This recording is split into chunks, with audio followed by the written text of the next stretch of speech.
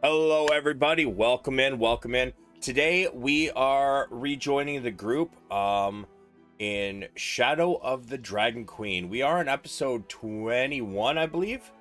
So, hopefully you guys enjoy the session.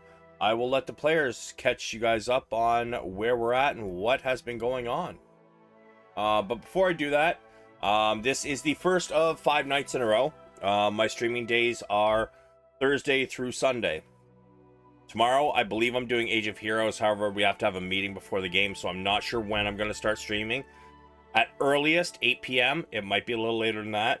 Saturday, I have another D&D game, Lost Minds in the Mad Mage. We're on episode 30-something, I think.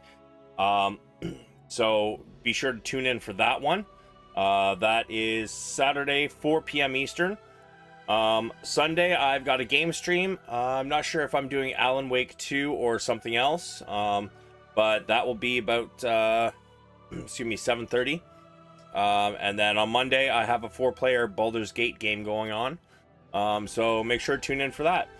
And without further ado, we will go find out what the PCs have been up to. Let me switch over and boom. All right. I don't know, the swarm of bats thing that I have, like the actions don't make sense to me. Can you link it? So I'll answer that question in a moment. Anybody want to just give us a rundown of where we're at right now? What's happening? What's going on? Last session was cleaning up after the previous one that was 100% combat. We looted everything, found some information, some parchments with one signed by Dragon High Master Consaldi Fire Eyes, a ton of gold, some weapons, a bunch of magical items were not all identified but divvied up. Or were they identified? We identified them. Okay. And we barbecued some meat, checked in over the Fargab with Kalaman. Juniper had a private conversation over the Fargab. At the end, Juniper was like, oh noes, and says we have to get back. The plans near Kalaman involving the elder noble Bakaris and Kalaman forces are obviously being led into a trap. We must make haste to get back as soon as possible to intervene, lest the Dragon Army forces take advantage of a split in Kalaman's military resources. Okay. So, you guys had laid down to rest. I believe you guys had also already checked out the entire layout, correct? Yep. All right, and you guys had some. There's some barbecue Dragonelle ribs cooking while you're sleeping by Flannel and Elgo, or Lannel as he apparently likes to be called. Oh yeah, they said it would take like 8 hours to cook them. Yeah. So, as you guys get in your long rest, you all awake. The smell of wonderfully spiced barbecue ribs. Juniper is already getting her her gear on, her eye patch in, straightening up a bit, and she's already heading out the door before the first one of you awakes. Who's the first one awake?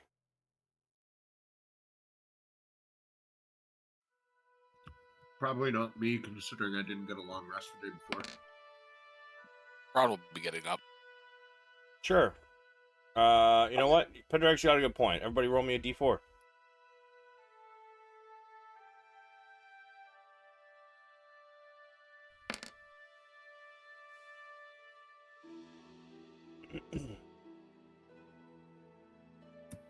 I guess I wake up second. All right. Gondar, you're the first one awake.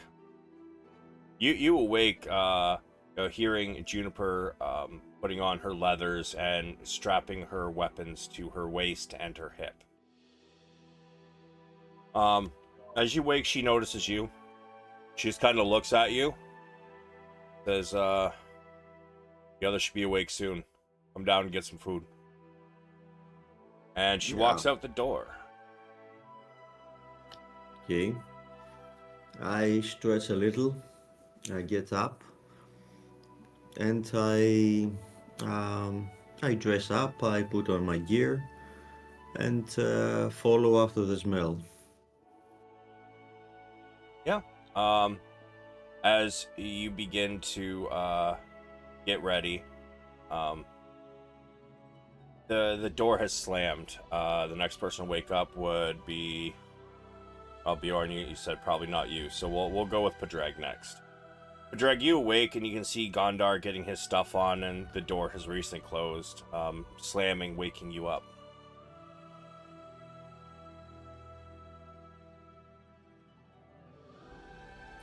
I will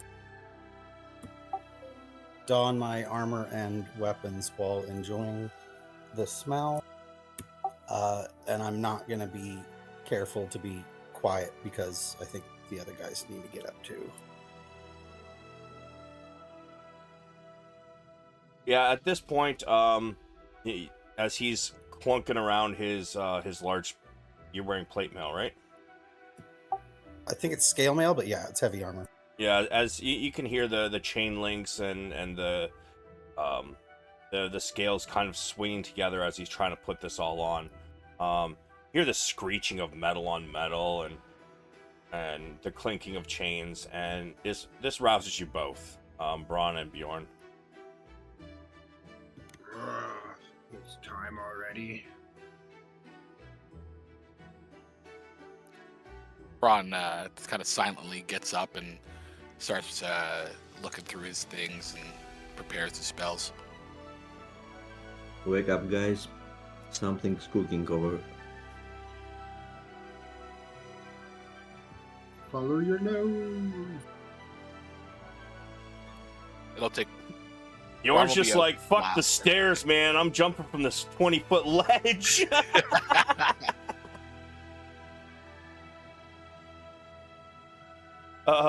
But yeah, you guys all wake up, get your gear on, and you head down. And as you guys start to head down, you can hear Elgo kind of whistling a tune. The other two soldiers are kind of like, I mean, this one soldier, he's pretty much passed out over here. The other one, though, is kind of got a really grumpy look on his face. Like, he's completely over Elgo. And she suddenly stops whistling, looks over at Flannel. Hey, Flannel! Wake him up. We need help getting these off.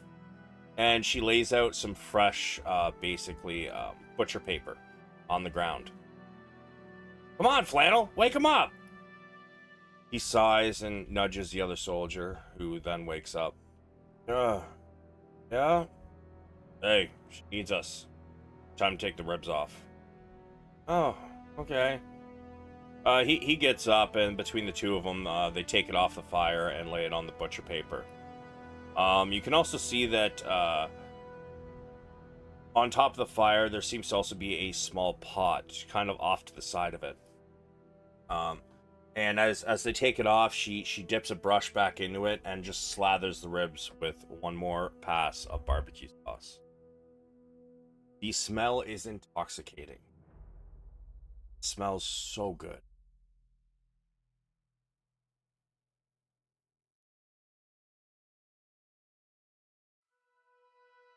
Is there like a pile of empty plates anywhere? Nope. Looks like you've been busy, Elgo. Hey, I have. Been cooking up a storm. Looks delicious. Bronn just starts staring at it. Looks at Bjorn. She's like, hey, you, big fella. Hey, Them big claws you got. Do me a favor? And she just starts lining up, like, chunks of ribs. And these things are massive, though. I mean, the ribs themselves are like, 3 feet long. You know, they're huge ribs. What, you want me to cut them with my hands? Claws are sharp, aren't they? I'm gonna pull out my rapier and chop it with that. So your rapier is the edges are smooth. A rapier has a very sharp point at the end. For some reason, I was picturing a scimitar. I'll offer her my hand axe. That's, as far as I know, never been used. Well, I mean, I guess that could do. Oh, wait I a don't minute. know if everyone would want me manhandling all of their ribs before they eat. Wait a you know minute, what they say. I forgot. And she goes over and picks up that massive, like, 2-handed cleaver. She's like, this has the reach. That way we can cut all the way through it. But I need somebody taller that can, you know, Don't reach look at all the me. way across. I can help with that. She hands it to you, and she basically tells you to cut it in, like, single ribs. To be enough for everybody. I pick it up and start chopping carefully. Yeah, you get through, and, like, as you're starting to cut this, you realize you guys could probably just, like, legitimately pull the bones straight out of this thing. It is done so well. The barbecue sauce is caramelized, and you can, without even tasting it, you can smell how sweet the sauce is.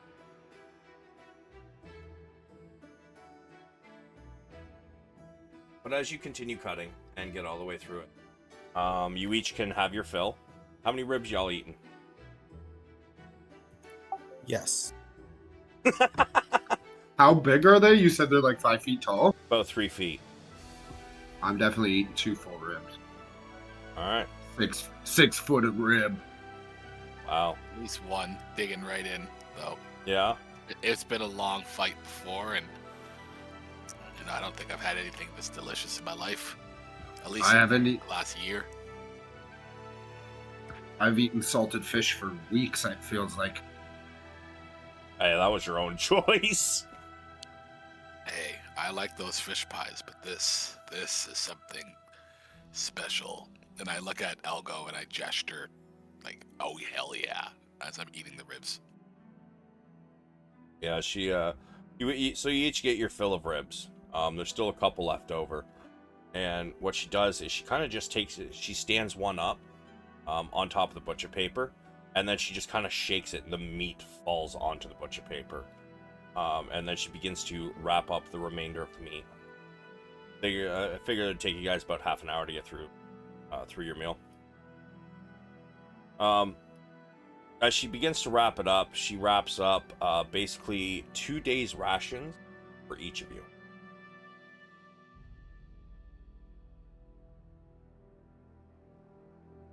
Nice.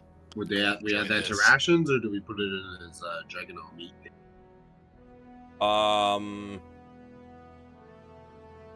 Yeah, let's go with Dragonelle meat. 2 days of Dragonelle meat.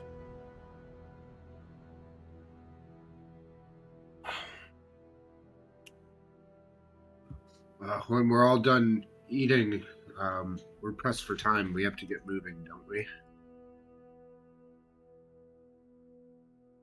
Juniper nods her head. Yes, we should get going. Elgo, are you sure you don't want to come with us? Nah. Things get too dicey. I'll just head south. No point in going to, somewhere that, these reptilian things are gonna start making their next offensive. While I wait for them to get ready, can I go outside and try and cut off some dragon claws? I mean, I think they're already, and it's gonna take you a while to do that. All right. I mean, it's up to the rest of the group if you want to take the time to cut some fucking dragon No, I'm not talons. going to hold them off. I was just thinking about resale value when we get to towns. Can there be a funnel in my mess kit? It says it can include some other cooking supplies in addition to the listed stuff, but it doesn't say what those are. Sure. I've got an empty water skin I'd like to ask her to fill with the sauce if there's any left. Yeah, sure. I've already got plenty of it. Why not? She kind of hands you a ladle. It's sitting in the pot. Have your fill. Yeah, so my empty water skin that had whiskey, not the 20-year, the shitty one, that's going to be barbecue sauce now. Nice. Add a little whiskey flavor to it. Can't hurt. Exactly. Yeah. Easy enough. You're able to fill the water skin with barbecue sauce.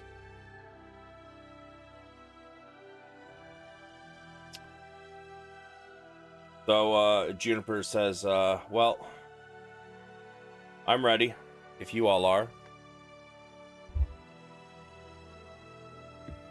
I'm ready. Yep. Ready to go. All right, well, you guys start heading back north.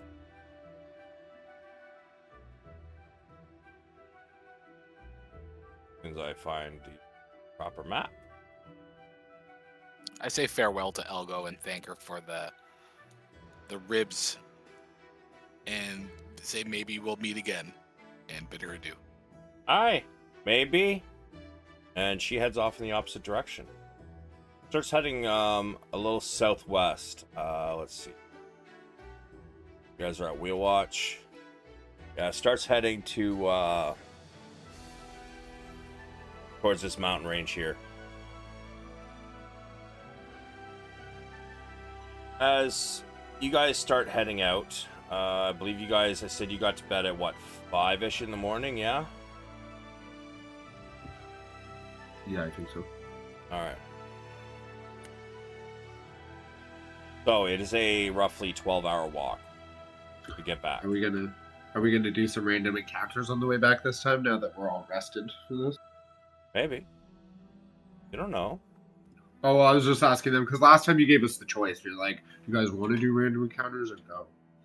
So it's just asking. Fair enough. I think we probably will on this one. So, as you guys head out, I would like... Is this a 200? Wow, it is 200. Very nice. Okay. So, you guys begin to head out. Walking about 2-3 hours. And let's go left to right on my screen. Bronn, you're up first. D200. Before this resolves real quick, my Ring of Hoarded Life, Yep. can I have stored some in it?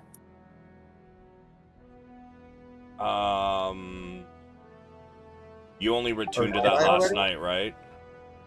Yeah. So during the attunement process, it kind of happens during your long rest.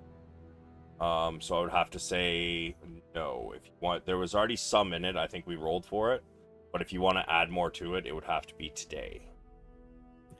Okay, that's where the 6 came from then. Yeah.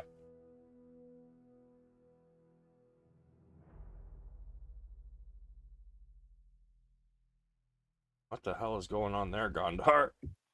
He's rolling 1DF, can't you see? Yeah, I'm trying to figure out how to roll one 200.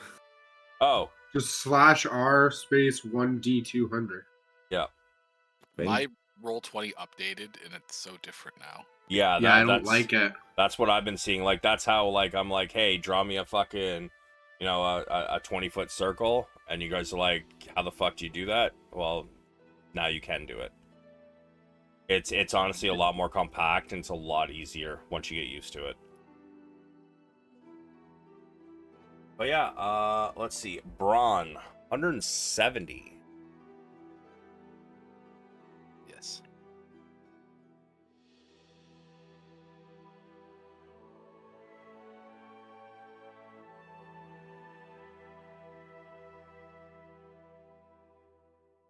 Okay. So we're gonna have to do that one a little bit later. To keep, just remember you'd roll the 170. Okay. Next person, Bjorn, give me a D200. God damn, 200 and you roll a 10. Yeah, I'm not good at these like roll for loot shit either. If you ever need a low roll on a table, guys, you know who to call. Ghostbusters. Everybody roll me a perception.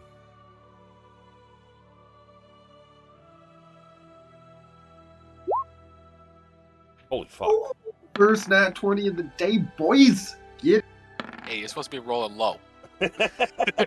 Yeah, where's your natural ones, dude? Come on. I'm supposed to be rolling low on the tables, not on the fucking perception. You want me to not see what I just fucking True. fucked this over on? So, you see Bjorn, you hear a sound coming from some bushes. There's a small copse of trees surrounded by a bunch of bushes. And twigs seem to be snapping. And you can almost hear the sound of scratching. Can I quickly cast on myself Speak with Animal?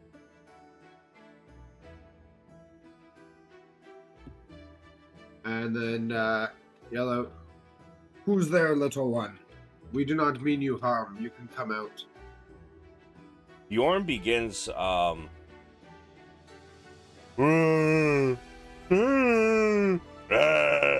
in his bear-like tongue, and you hear a response.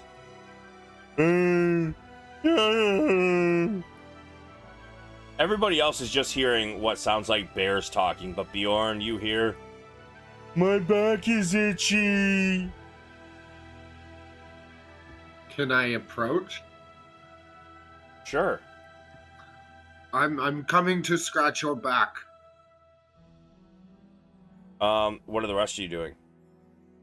Not knowing, Bjorn is just like saying something in like kind of a bear speak, and then suddenly he just starts walking towards the sound. I'm going to tell him that I think we have enough meat.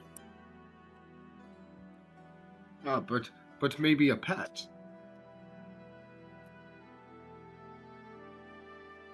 I'm gonna just check it out. Give me a moment. Do not fear. I'm speaking in bear again. Do not fear. There's others with me, but they will not lay a hand on you. I'm gonna bless him, myself, and Gondar. Okay. You all have extra D4 to attacks and saving throws.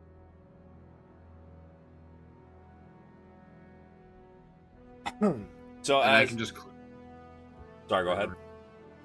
I was gonna say I can just click my global save modifier, the +4 bless that I did, and that'll do it automatically, properly. Yep. As you get through the clearing, you can see this bear like up and down its back on the bark of one of these trees. However, you notice it looks a little strange. Most bears, they're either black or they're brown. This one almost looks like it has patches of both. And as it's scratching, you also notice it seems to have some sort of like humanoid-like hair sprouting from its head, down its shoulders. It's a bear? Uh-huh. Can I ask you, friend, what has happened to you? Have you always been like this? And I'm gonna keep approaching and like maybe raise a hand out with claws to show him I can scratch his back. As you approach and he sees you walking upright, wearing clothes. You a slave to the humans too? No, my friend. I have broken my shackles from these, and with the help of my friends and others like them, have seen that we do not have to serve the humans. We do not have to do what they say. Are you in trouble? Are you a slave? I ran away. They were testing this strange bubbly stuff on me. And they'd rub it in my head and then wash it off while I slept. And now I got this weird hair. It makes me itchy. Are they testing shampoo on you? Can I give a sniff to see if he smells clean? He smells like flowers and honey. Would I know about shampoo? Does that exist in D&D? I mean, I wouldn't say it's probably shampoo, but there's probably, cleaning products of some sort. Hey guys, can you all come over here? Don't be afraid. Yeah, and I'm watching and approach. This bear guy, he said he's a slave to the humans and they've been doing testing on him. There's nothing I hate more than humans thinking that bears are their slaves and they can do whatever they want. Does this look like something that... Sorry, go ahead. You can talk to him? I'm a bear, aren't I? But no, I use magic to talk to him. For some reason, when the wizards made me this way, I lost my ability to commune with other of my species naturally. I guess he's friendly. Padraig, are you approaching with Gondar and Bronn? Yes. Okay. So as the three of you come into view, first comes Bronn, and he doesn't really seem to do anything. However, as Gondar and Padraig both walk in.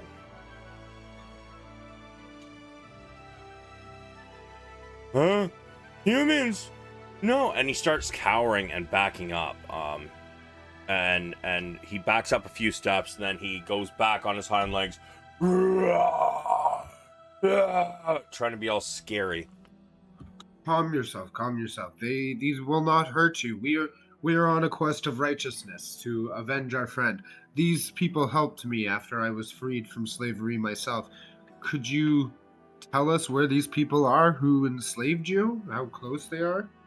As he's up, roaring, and you're trying to calm him down, I'm going to give you your choice of animal handling or persuasion.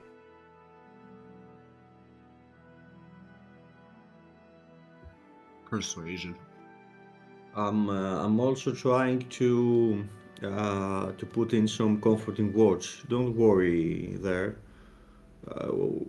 We're here to help. You have nothing to fear from us. Do you have animal, or do you have speak with animals or anything? No, I have nothing of the sort, but I'm trying to be as less threatening as I can. Okay. Well, with Bjorn's high roll of a 27, damn. He's I have a plus 10 in persuasion. Yeah, I can see that. This bear kind of starts to settle down, and like he comes back on all fours, and he still seems a little wary, but he says, "Out in the woods, they move around trying to sell their wares. I ran away from the east when reptilian creatures attacked them in the night." So they've been taken down. I'm gonna relay what he's saying to them, to our group. Do we? Is it on our way? The area he's pointing to, or wherever, is it on the way? You guys are headed northwest. He's saying east. I don't know if we have time to check this out. What are your guys' thoughts? I can't stand these people testing on animals, but we are on a dire mission. Bjorn, is he talking about this night or some nights ago? I'm gonna ask that question too. Ask him what his name is too. What is your name, and did you just escape now, or how long have you been free? Name? What's a name? It's what people can refer to you by. Then I guess my name is Bear. I get a belly chuckle out of that. You don't have to be called Bear. You can pick your own name. I picked my name. My name's Bjorn. He kind of looks at himself.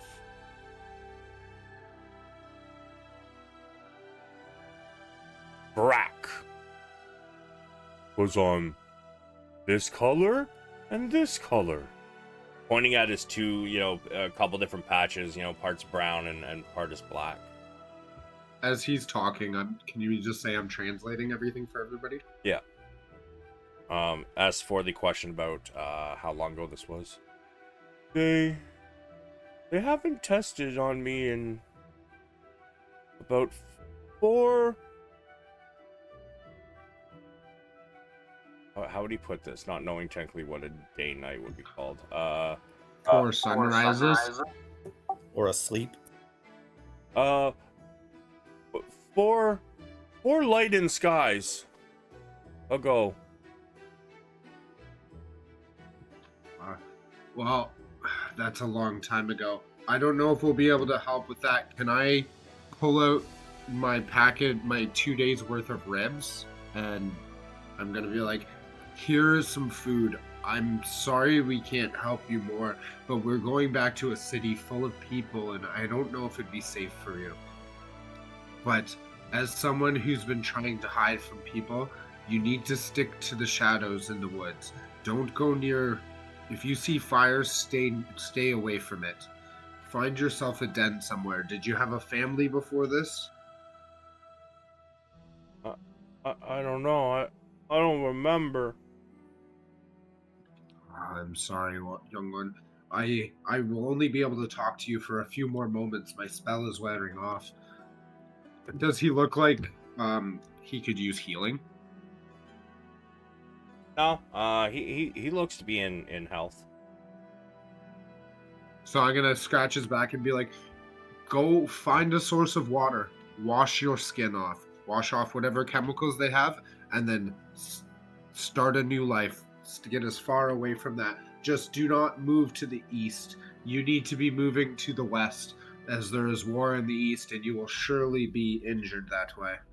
As you get to surely be injured, feel your spell wear off.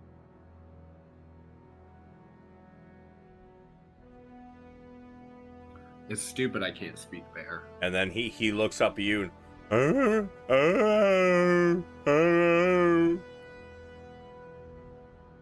but he without waiting for an answer of whatever it might be, he looks down and he smells the your portion of the ribs you put out in front of him. And as soon as he gets a sniff, he looks at you and his eyes go wide like the first time a child discovers sugar. Just demolishes this pile of rib meat. And as he sits there and licks his lips, give me an insight check.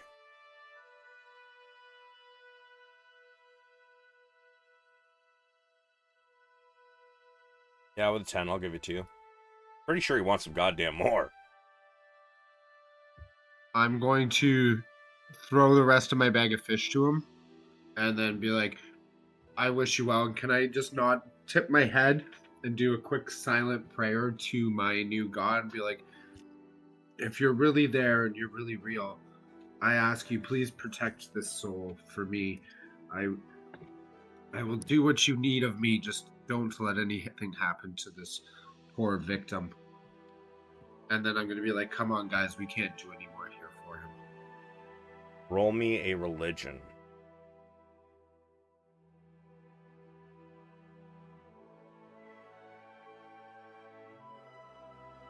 Something almost pings in the back of your head. Fortunately, you just think you're starting to get a headache. But as you guys wander off, you hear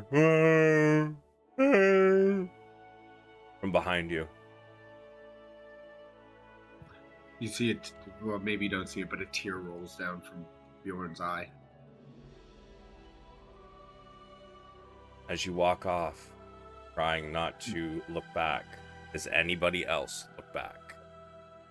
Well, I take a look back there, somehow angry at the situation, and turn to Bjorn, say, "So Bjorn, that did happen to you also?" Not quite.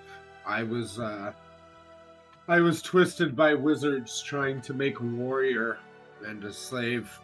I don't know, honestly. By the smell of him, I feel like it's more humans testing their beauty products and potions. I was twisted to make a soldier. They wanted a bear with the strength of a bear, but with the intelligence of a man. Him, the poor bastard. I feel like they were just testing out fragrances, and maybe magical or otherwise, but he's having a bad reaction to them. Can we do anything about him? Unless you have suggestions, I can't communicate with him now, and if I can't communicate with him, being with around a wild bear might be dangerous for you lot.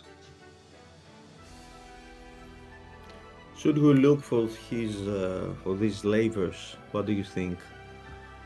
We were very pressed for time, and he said they were to the east and they were attacked by the dragon army, which means the dragon army's front is moving forward.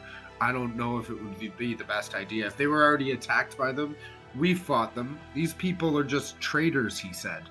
I doubt they survived. Yes, he's an awakened bear. I'd like to give half a glance back. I kind of if homebrewed it Bragg is myself. Following us. Give me a perception.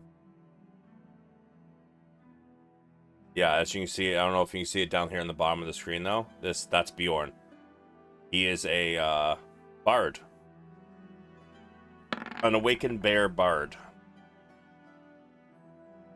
Yeah, it's as you guys are walking, it does take you a minute, Padraig, kind of checking over your shoulder before you suddenly see a shadow following you guys in the tree line. But as you notice him, suddenly he stops. Kind of having that, if, you know, I stay so still, then, you know, you can't see me. That a lot of animals, you know, like to do. I'm gonna whisper to Bjorn that I think Brack is following us. What do you guys think? Should I try and should we bring him with us? I don't think he'll be good in a fight.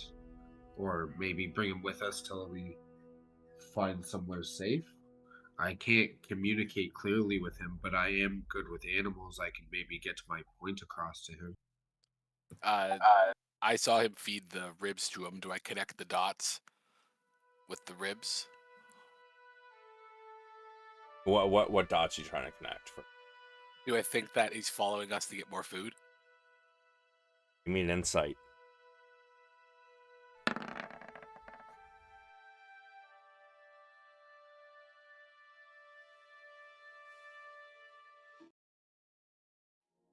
Sorry, I was just switching music. So yeah, I'd say Yeah. It's pretty obvious. Like, and I mean, you guys, like, this barbecue sauce was strong, and sugar, and they've got pretty good sense of smell. So, oh my god, I've come across these bears before in the wild when I lived, earlier in my life. Sometimes when they get a smell or a taste, they're kind of hard to shake. He might be following us for a while. You gave him a good taste there, Bjorn. I felt bad. I'd never tasted anything like that back then. I felt he deserved it after what he went through. I don't fault you for it, but I think either I think he is more wild than we need. So either we just move on and ignore him, or if we can't shake him for a while, leave some food and carry on to put some distance. And by the time we get to Kalaman, I'm sure you'll encounter something that'll spook it off. Well, for now, you guys bring up the front. I'll bring up the rear. So if he does decide to charge us or something, at least I'm back here, and we'll see how long he follows us for, and if he's still following us when it's getting close to daybreak, then we'll figure out a better solution, because we don't want him near us when we're going to sleep. Agreed. Okay. But He doesn't seem harmful. A starving animal will do crazy things. I'll tell you that right now. They didn't ask if he was actually starving. Captured me. They wanted me to do horrible things, and I wouldn't do them. So they would starve me to the point where, if I wanted to eat, I had to do the things that they wanted. You don't know what an animal will do just for a morsel of food. Yeah, but even so, you turned out to be among the most kind people I've ever met. Yes, but you did not see me locked in a cage, starving. They made me eat children. They left them in the cage. And I'm a bear. I can only be. You did not tell me that part. Went a week without a single morsel of food with this child sitting in my cage. Like, Bjorn's like starting to tear up. There's only so long you can go before it breaks you, and you eat that child. Okay, big fellow. Sorry for bringing that up. Sorry to hear that. You've been through a lot. I'm glad you're with us now, though. I'm just saying, yeah, he may seem like his intentions are there, but he is still a wild animal. I did this with the consciousness of, let's say, you guys, and I still didn't want to do it. He doesn't have that luxury. So the morals that I held on to from somewhere, he doesn't have those, we have to remember.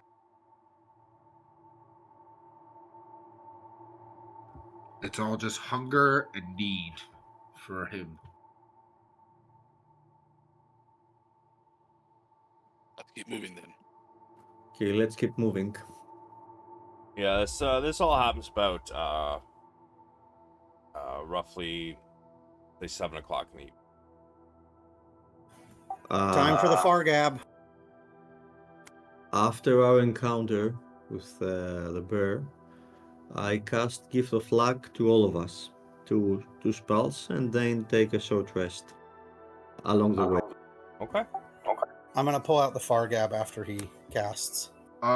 If it saves you a spell slot, or you get them all back when you take a short rest? Yep. Yeah. All right, never mind. I was gonna say I still have two. But Yeah, he only has 2 spell slots because he's a warlock, but like you guys are just walking, so walking will count towards a short rest. So like he gets both of his spell slots back in an hour. Yeah, Okay. and each casting affects 2 people, so we're all okay. As we're walking, I'm gonna be practicing my new Bandor. Sure. You can give me a performance, and Padraig, you are hauling kind of turning the machine on and kind of talking as you walk, I take it? Yeah, but I might ask Bjorn not to play that when we're trying to use the Fargab. Yeah, we'll say, I mean, it's not, sunset doesn't technically happen until roughly about 8 o'clock anyway. So, I mean, that way, he plays for a little while, and then you tell him, gotta take out Fargab. So as you start clicking it, trying to get some attention. Yeah? Hey! Who this? This is Padraig. Ah! Ruckledust here. How's it going? What? Need something? Just doing our evening check-in. We're en route back We've been on the road for a few hours now. Ah, okay. Cool. Great. I guess we'll see you when you get back. Is Marshal Vendry there? No, she's still out. Somewhere else doing things. Give me a perception, Padraig. Can we all hear this, or is it like a telephone situation? I think as long as you're within 10 feet, you can hear it. Is this perception based on sight or hearing? Like, Can I also nudge him and be like, why does she sound a little suspicious? because your DM cannot hold fucking voices very well. That's why. I mean the whole, no, she's still out busy. Oh, okay. Do you have advantage, Padraig? Sentinel shield. Or does it take 2 hands to use the Fargab? No, you're carrying it like a backpack. And I think you just have to have the shield on your person, do you not? I'm not sure. I'm pretty sure it just has to be on you. Time, something was trying to wake me up from sleep, and I didn't have the shield on, and the DM had me roll without advantage, but it was also to hear something, so I don't know. I'll take a look. Shield.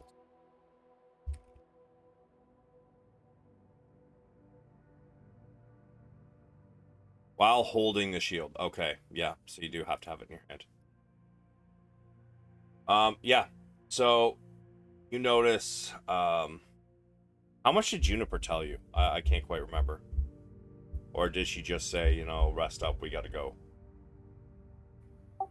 She said, Juniper fills in the heroes about the dire news received by her over the Fargab.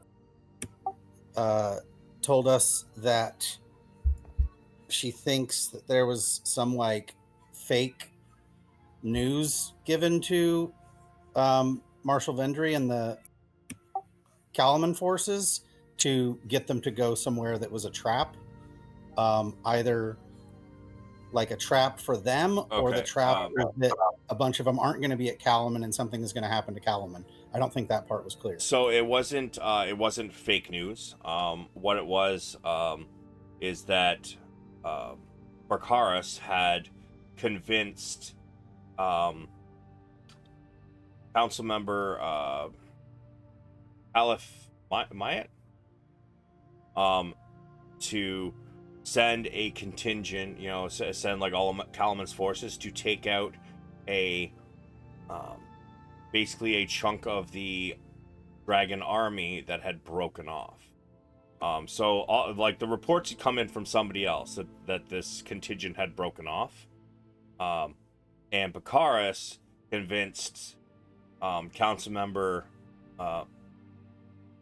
fucking name Maffet, Coif Mallet. Fucking hell! Oh, he had such a weird name. Caliph. I didn't know Kalaman got CNN. But he had basically he convinced someone hearing of this to give him control of the Kalaman's army to go take out that one contingent and get a win to morale. That's if Juniper had told you, that's what she would have told you. But Marshal Vendry would have told Ruckle Dust to let Juniper know on the next check-in that because she does not have control of the forces and she believes this to be a bad move, that Kalaman is going to be in trouble because they very well could lose this, or it could be a trap.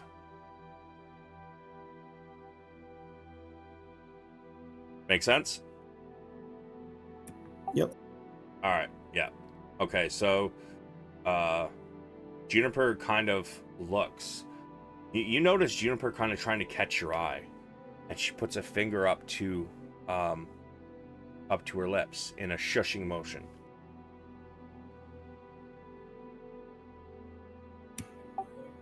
I still have the Fargab out, right? Yep. Okay, I'm gonna say. Okay, we'll check it in the morning. Have a good night. Yeah.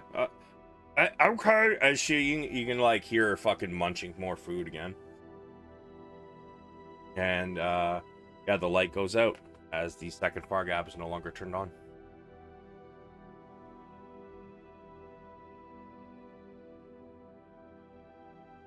As soon as you hang up, Juniper says, I wasn't supposed to tell you that about what is going on.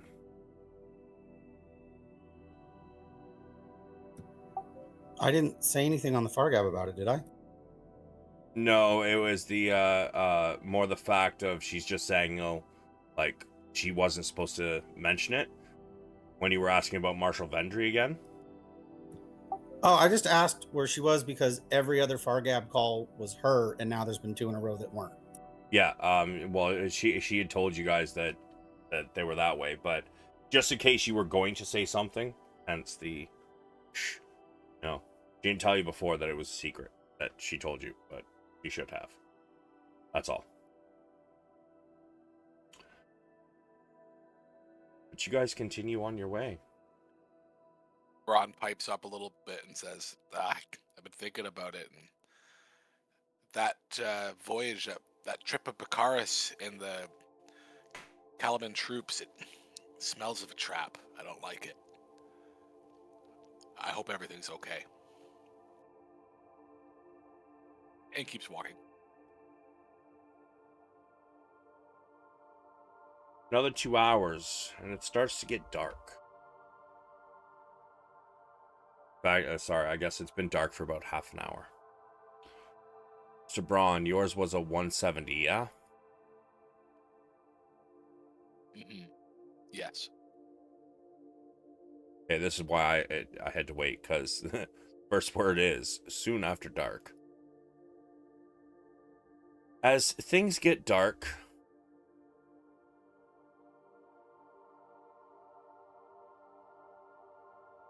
everybody roll me a perception, please. This relies on smell. And not of another creature. Just a smell.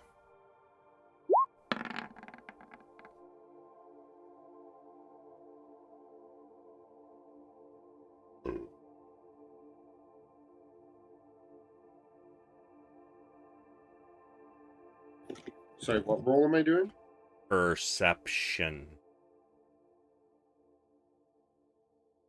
Drag you two. I'm not sure. So would this be a straight roll, or is it still advantage? Because the thing doesn't say just sight. Advantage on initiative rolls and all perception checks, I guess.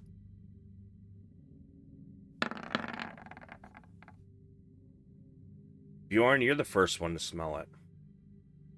Then Padraig, and then Bronn, and then Gondar.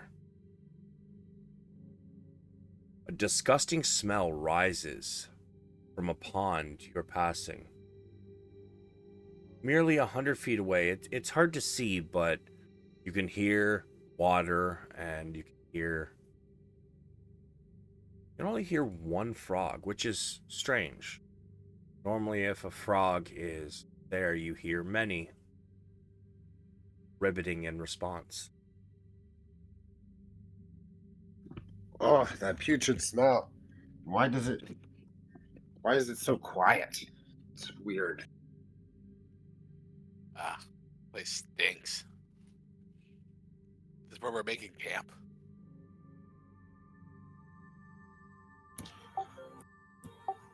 I'm good to keep walking further away from this.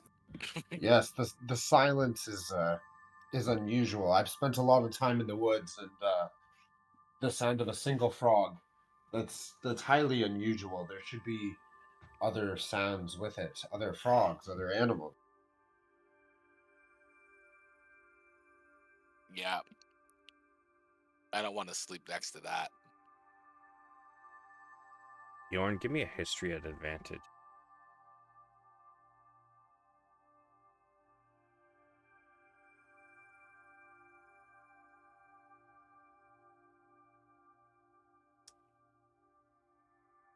It takes you a moment, but you start to recognize the smell.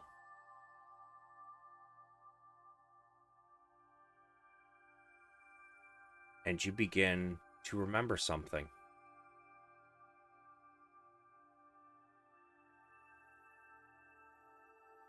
Not long after you had been animated, Awakened. okay, listen here. Bjorn instantly turns into Winnie the Pooh. Holy fuck. Just a little squishy, looking like Bjorn. A toy Bandor next to him. Oh, bother. Bjorn is woke.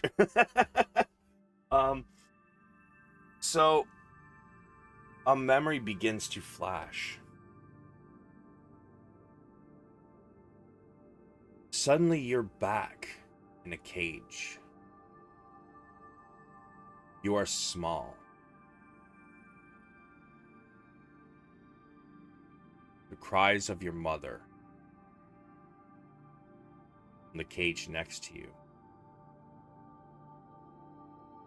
flood your mind. Can't think of anything else.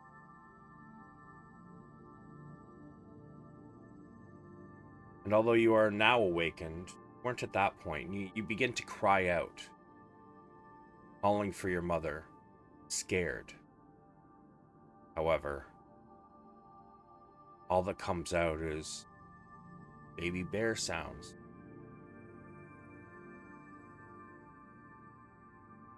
You're cramped in this cage. There are 3 men standing around, casting a spell. Your mother begins to morph. Bones shifting and cracking. You hear the sinew and muscle tearing as it begins to reform itself.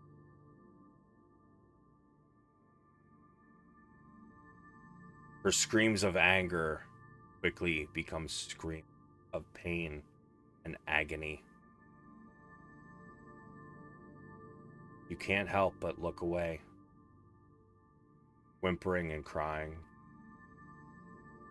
till finally sounds stop, and you think, oh, it's over. Mama's gonna be fine. And you turn around to see her misshapen, broken corpse.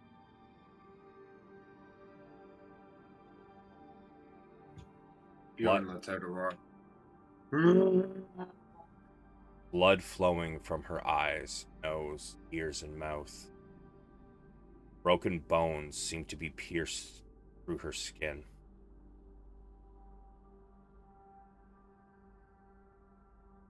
And you see the visage of one of these wizards. Walks over to you and he kneels before your cage. As you cry and roar, and he says, don't worry. I think it didn't work because she was too grown. You though, little cub. I bet it'll work on you. You can't sleep for the next 2 days out of fear and anxiety.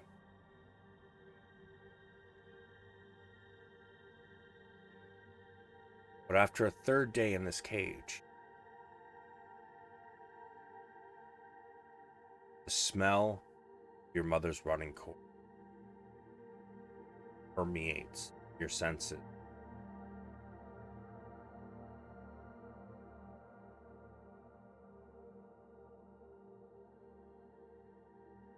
And with that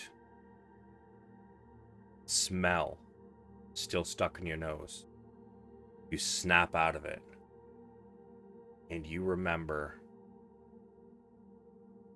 what this pond smells like. A rotting corpse. So I don't feel like it smells like the area where that happened to me. It's the smell of rotting corpse. Yes. You guys visually see Bjorn like tensing up and panicking. He's like, he centers himself. He's like, that's the smell of death. I know that smell well. That's the smell of rotting flesh.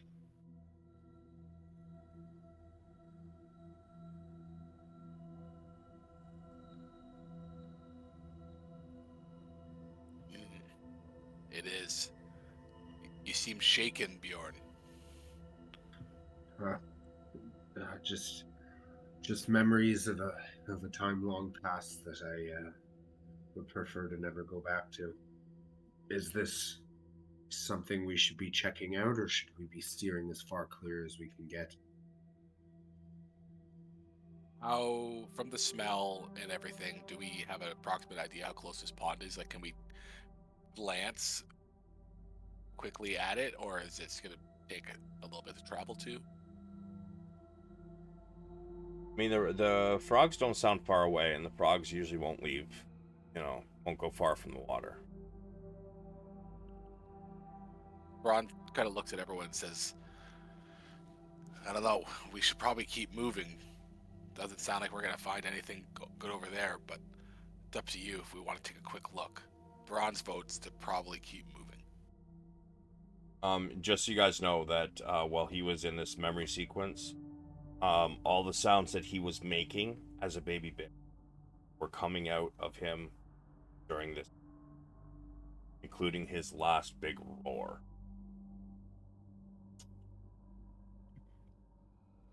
I may have alerted anyone nearby.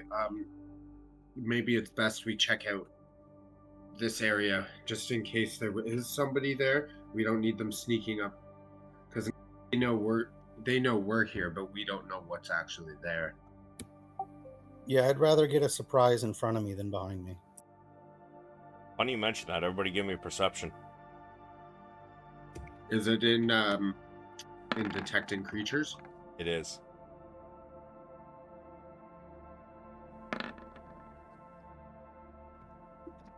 Didn't even need the advantage. Bjorn and Padraig, the two of you start to hear large feet running towards you. In front or behind? Behind. Is it Brack? Out of this bush, seemingly out of nowhere, leaps this giant bear, and he lands only a few feet, and he looks at each of you, and then he spins on his hindquarters like he's looking for something.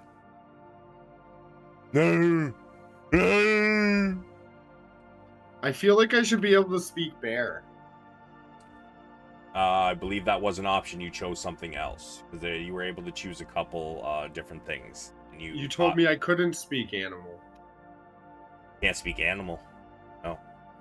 That wasn't one of my choices. Pretty sure it was. You said I had to pick a language from the list. Yes, but when we actually chose your abilities, you passed on speaking to bears for one of your other, I think it was territorial. Because when I made that one, it came from like 3 different homebrew classes, and I felt they were all overpowered. I'm like, I gave you a list of like a few things. You get to choose two things from this list of people who have made their own homebrew bear race.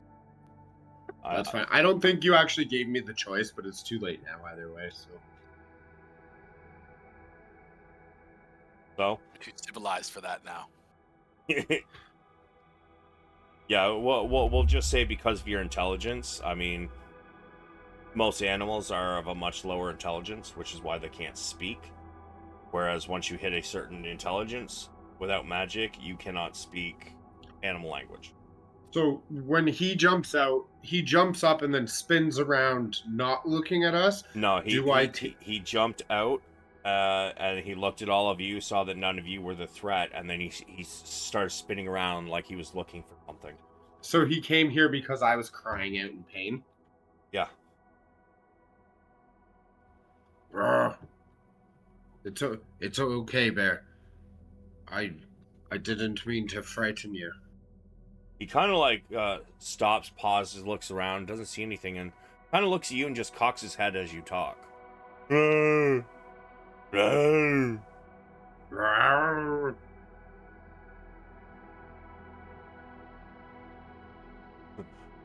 my god. The he thing that wants just more popped of into those my head ribs. was fucking Shaggy. Are you challenging me? Holy shit. He just kind of like cocks his head, and as he turns around and looks at you, you do notice that he has a rabbit in his jaw, and he drops at your feet and then walks over and kind of like gently paws at the bag that you pulled the ribs from.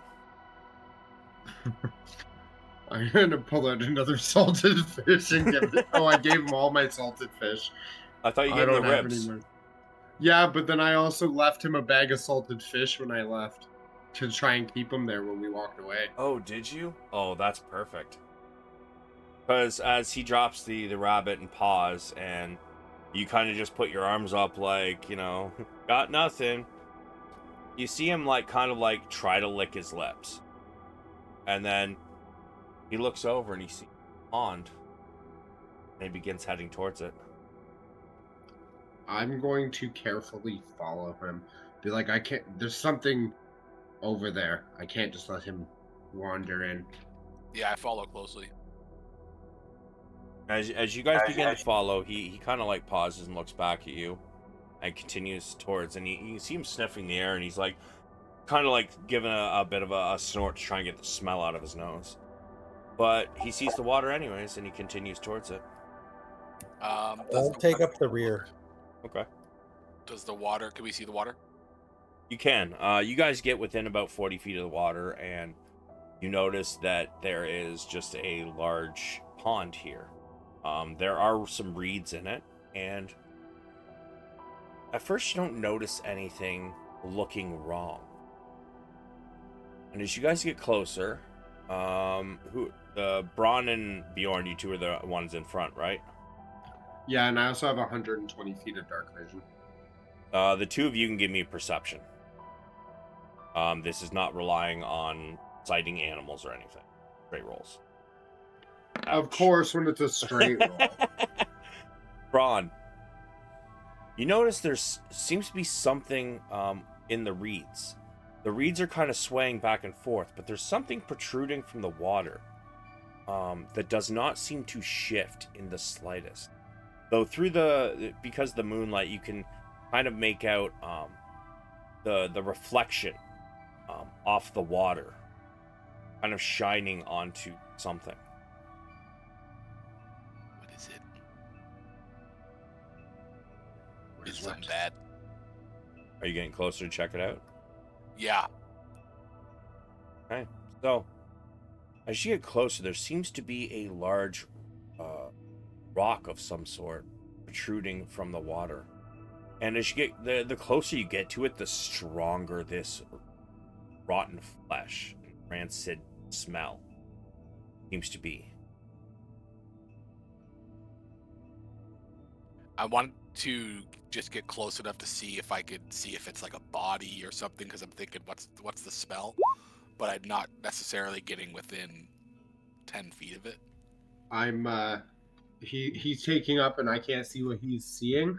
So I'm behind him, just kind of making hand. It's vocal and somatic. So I'm muttering and like doing hand movements behind him, continuously casting guidance on him. How dark is it now? It's like at this point, I think 10 o'clock. So it's. I mean, the moon is up, the sun is down. I mean, it's basically dark. Like 10 o'clock in fall dark. All that. Oh, is my bless gone, by the way? Yes, it is. Yeah. It only lasts a minute.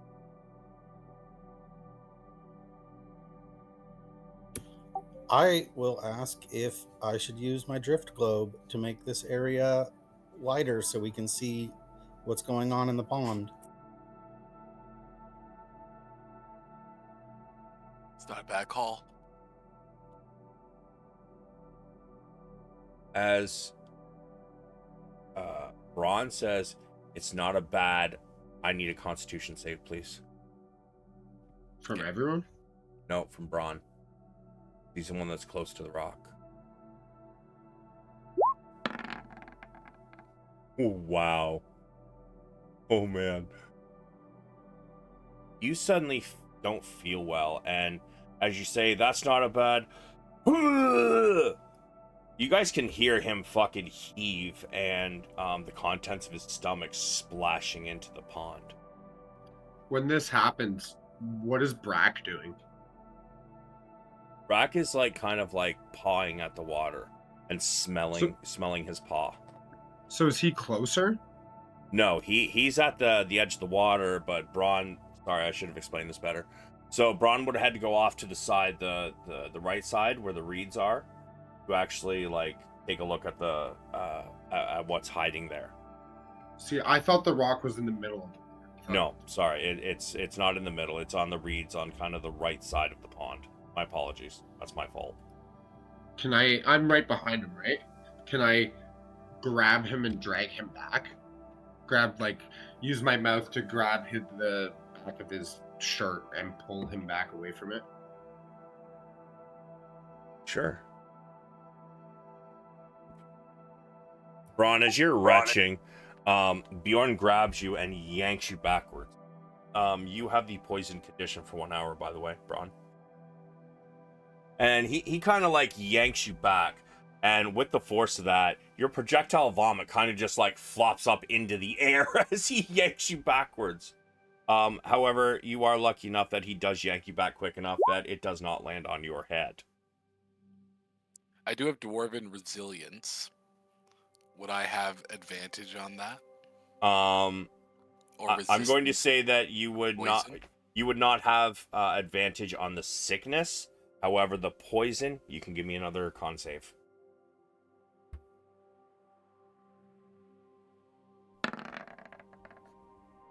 Oh, and wait a minute. He got a 15, but I'm continuously blessing him with guidance. You didn't roll your D4. That is a Constitution save, not a check. Oh, it doesn't count as a No, check. guidance is for checks. Bless is for saves and attacks. Okay, fair. Yep. Yeah, I'm gonna ask you're Bronn if poisoned. he's okay. No problem. Bronn, are you okay? Bronn's having a hard time speaking. He's kind of holding his stomach like, oh, I don't know what just came over me. Ugh, this is the smell. I think I'm okay. I don't feel great. A little queasy. Like, do I think he's poisoned? Give me medicine.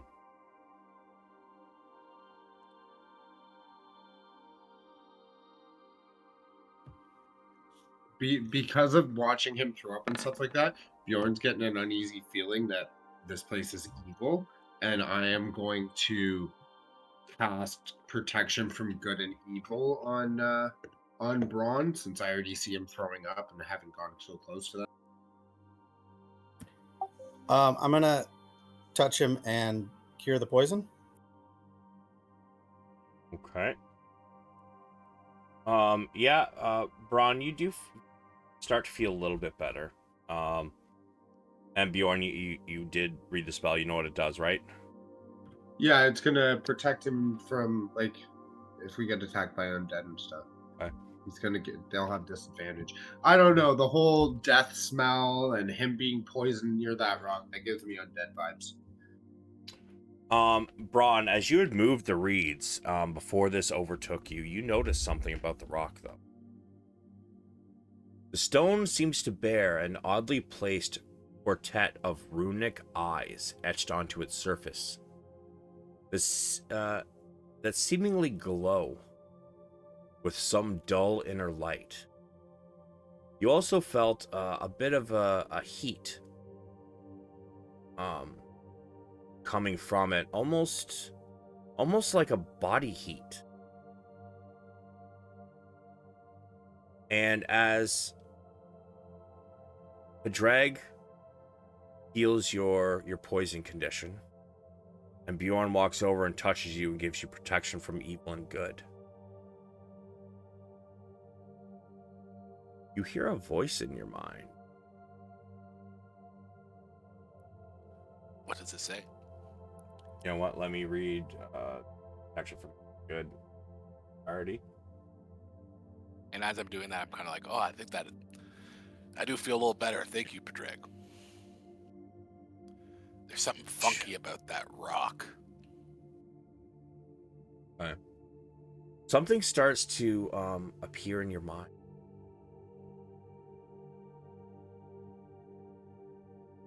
You should kill them. It'll be fun. I promise. I kind of just say like a prayer to myself because that's disturbing. Come on. It's fine. What are you praying for?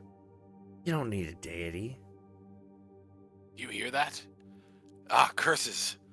There's a voice in my head. Oh, please. I can see in your head.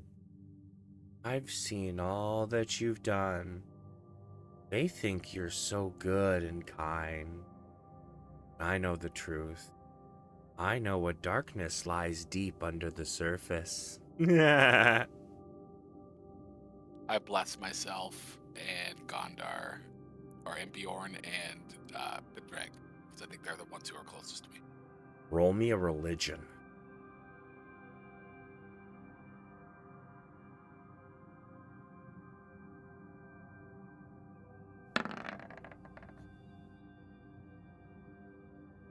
Your spell fails. Would I get guidance on that? Even with a D4, a max on that D4, it ain't gonna help you. Padraig, or I kind of looked at Padraig and I say something's going on. The poison is still in my head, and I kind of put my hands on my head.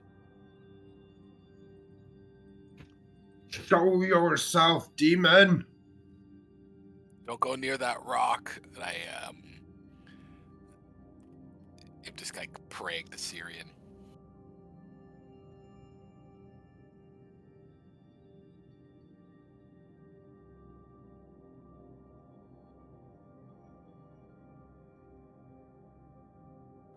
Can I cast fairy fire? Because it's a 20-foot cube. I'm gonna cast it 20-foot cube around the rock.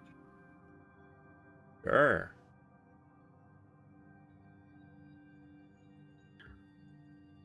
So you get a dexterity saving throw. No, it doesn't. The rock. However, it begins to glow. The edges around it seem to be lit by this violet flame.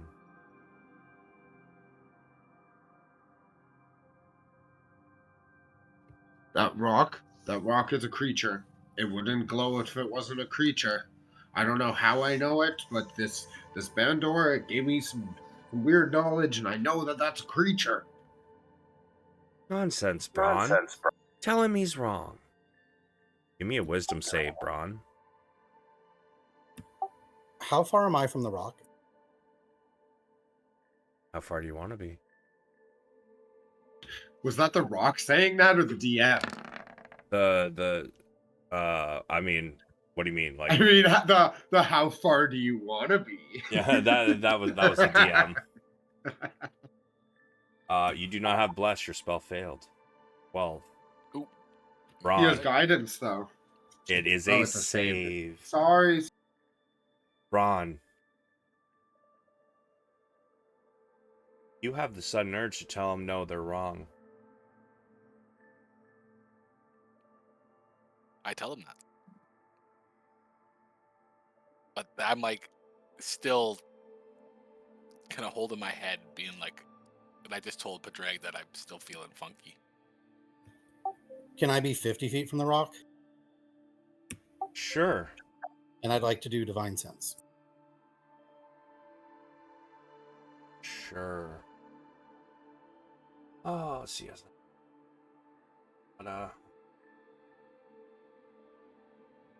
Type Celestial Fever Undead. And Bjorn's spell did.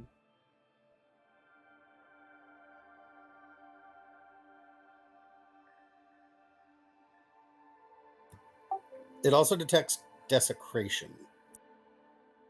Does it? Hey. Oh wait, so my spell would light up things even if it was just an object? No, it wouldn't. Oh, okay, because it said each object within a 20-foot cube is outlined in blue, green, or violet light. Any creature is also outlined in light. Oh, any object? Then yeah, you know Well, I what? don't know. Each object within the 20-foot cube. So, like, how do you define an object then? Like, if there's grass inside of there with the grass glow, like, how do you define an object in that thing? Exactly what you just said. Everything.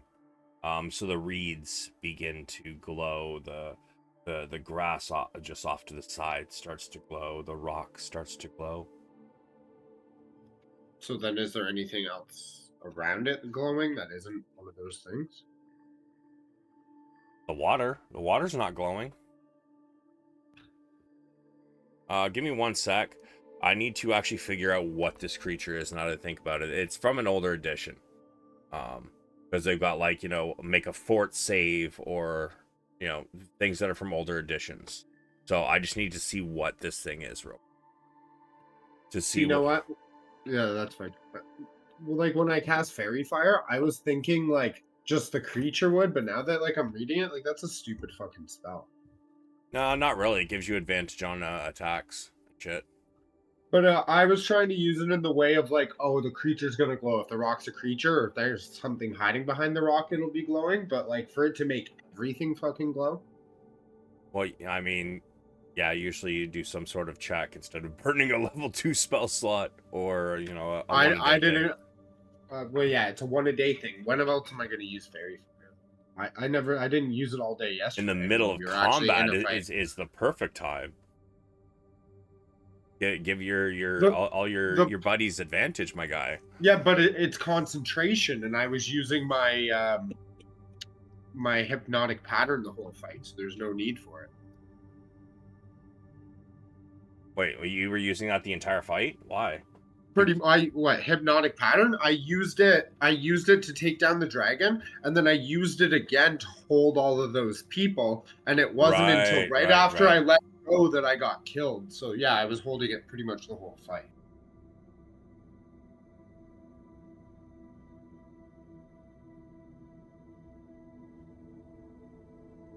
Okay, what is?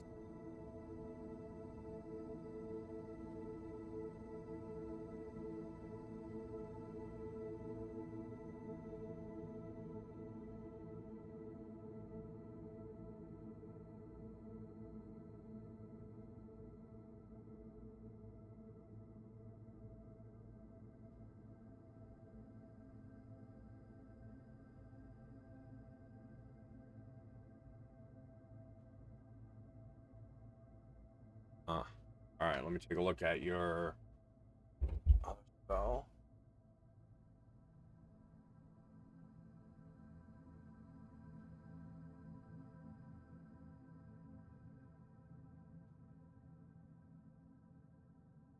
Okay. Yeah, okay, no. He would not be protected against this. You do feel some sense of evil coming from the rock, Padraig. A dark energy. Although Bjorn's fairy fire is lit in purple as you use your divine sense and you open your eyes. The existence of otherworldly things. Wait, you only get to know about certain things, don't you? Yeah, it's celestials, fiends, undead, and then if it's been consecrated or desecrated. This particular rock, look at it. You can feel darkness emanating from it. It seems to be desecrated. But it doesn't ping on those 3 creature types. It does not. Who? I think Bronn. You told, was it Bronn or Bjorn that said like this shit's evil? I said this shit's evil because it started glowing when I did that. Oh, so I can't be casting guidance then, can I? I mean, you already used protection versus evil was concentration. So was fairy fire. And no, your guidance would have gone as soon as you had used your protection from evil and good. However, this particular thing does not fall under your list of good and evil in that spell either. I'm going to tell Bjorn, but loud enough that the rest of us can hear it. That area has been desecrated. I think this is the first time I've done Divine Sense in this campaign, so it might not have looked familiar to people that aren't in character familiar with paladins. Fair enough.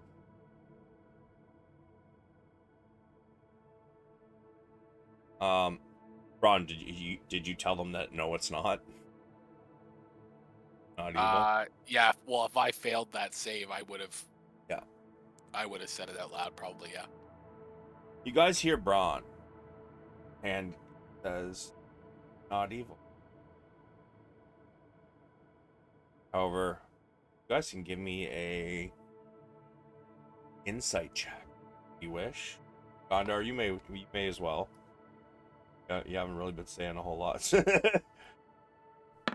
Let's at least get you doing some rolls here. All right. Padraig, Bjorn and Gondar, you notice something strange. You're not really sure what. Padraig, however, he seems to be straining as he's saying this.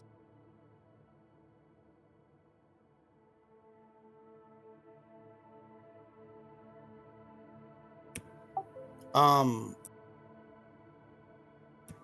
far away is he now from the rock? I mean, probably like 15 feet.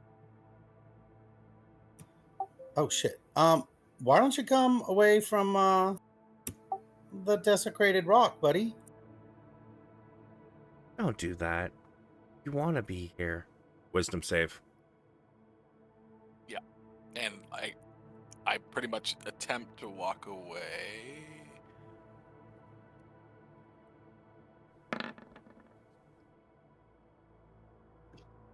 Can I grab him and drag him further from the rock?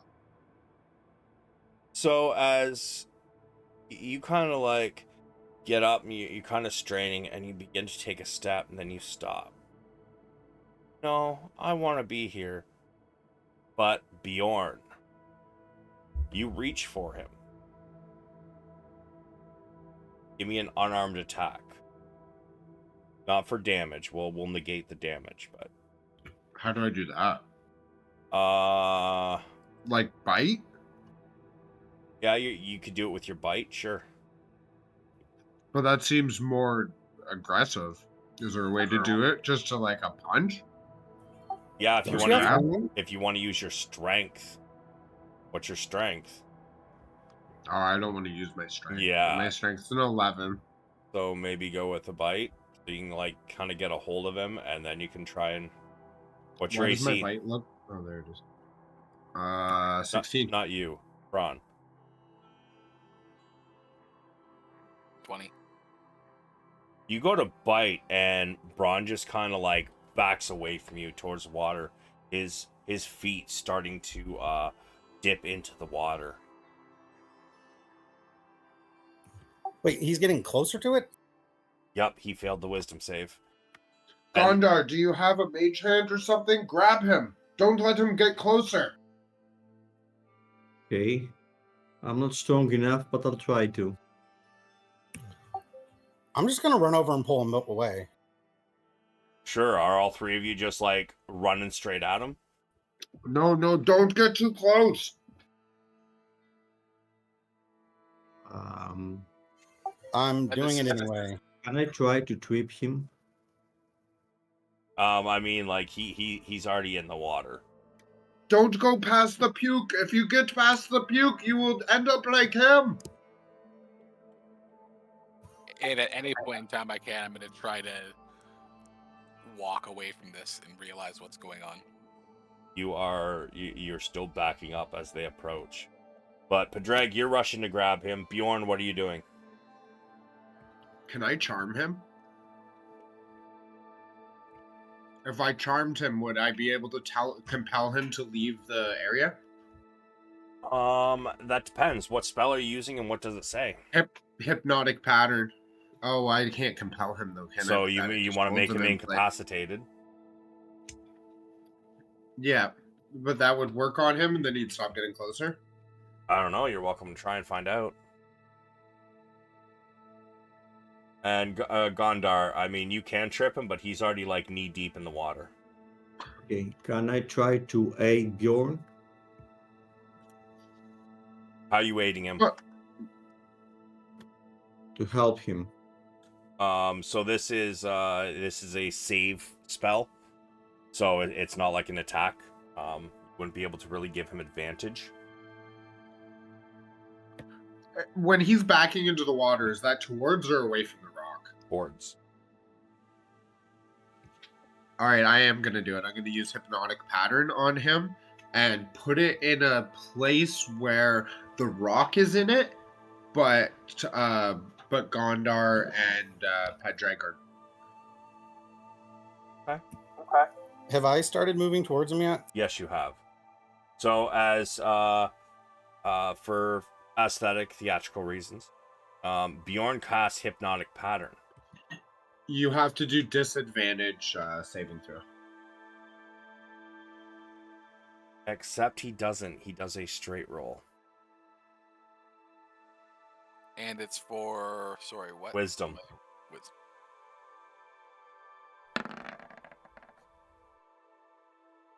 That fails. My DC is 15. Yep. Incapacitate. You suddenly just kind of like pause for a minute and like you seem to be of two minds, and between the hypnotic pattern and whatever this other thing is doing. Oh no, don't look at that. Look at me. Look at me.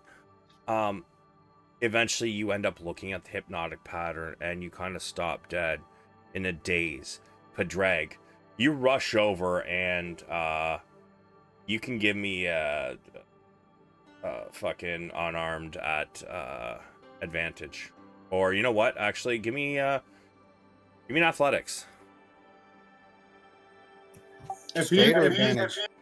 Can I aid Padraig in that? I mean, he already has advantage because Bronn is incapacitated. Okay.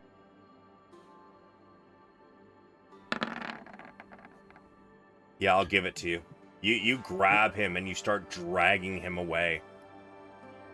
Would that count as damage or as someone shaking them out of a stupor? No. No, I'm just trying to pull him away from the fucking rock. Yeah, like he kind of like grabs him and like kind of grapples him or restrains him, I guess would be the better word, and starts pulling him. Oh, but when I use my spell and the hypnotic pattern goes up in the sky, the rock and all the reeds around it cease being glowing. This is true. Okay, so spell ends for an affected creature if any damage, or if someone else used an action to shake the creature out of its stupor. The creature must not be near the rock, because if the creature was near the rock, it could have been charmed as well. Padraig, you grab a hold of Bronn and you start to pull him. However, give me a con save.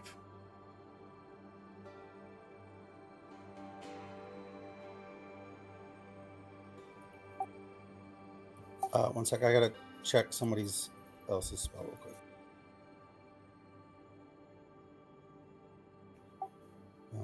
Did you link Gift of Luck earlier when you put it on us? There it is. Never mind. Found it. Yeah, you just have to Say Yeah, I'm you're gonna using take one. advantage on that. Okay.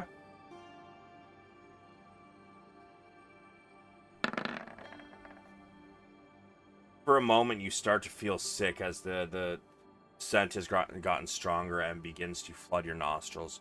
But you kind of shake it off. Your stomach lurches a little bit, but it starts to settle down as you begin to pull Bronn away. But as you get like a few feet away and you're yanking this hefty dwarf away, he begins to wake up. And as it takes him a second to kind of snap out of it, but as you do snap out of it, Bronn, you hear, "I hope you come again soon, Bronn. We'll have so much fun together." And the laughing gets quieter as Padraig drags you away from it until you no longer hear the sound. The voice is gone. Bronn I cast kinda- Guiding Bolt. Never mind. I guess I don't.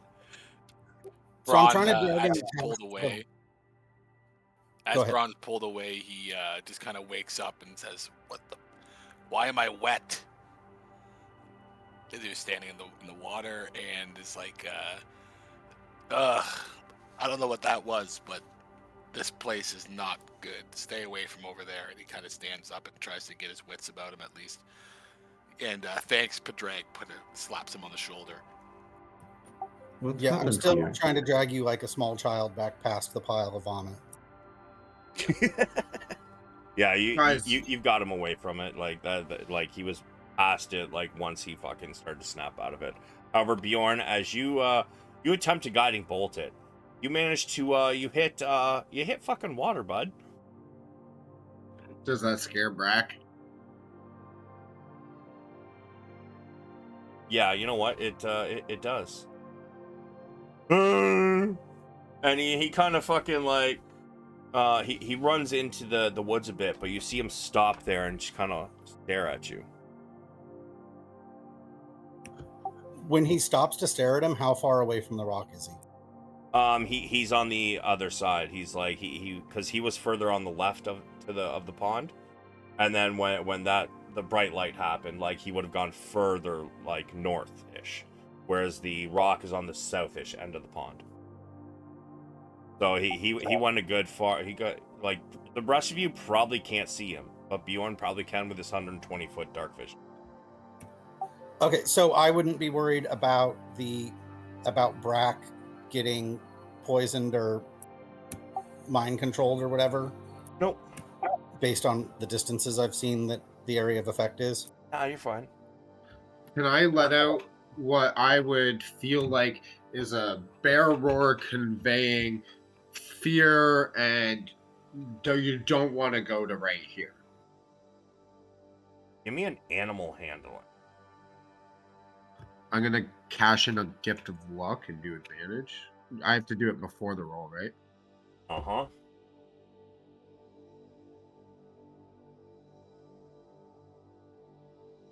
Yeah. He kind of lets out a and kind of goes a little further into the woods as well, to a point where you can no longer see. Can I use my knowledge in Arcana to possibly guess something about what that was? Sure. Give me an Arcana. I cast guidance on him while he's trying to figure this out. Is that possible? Sure.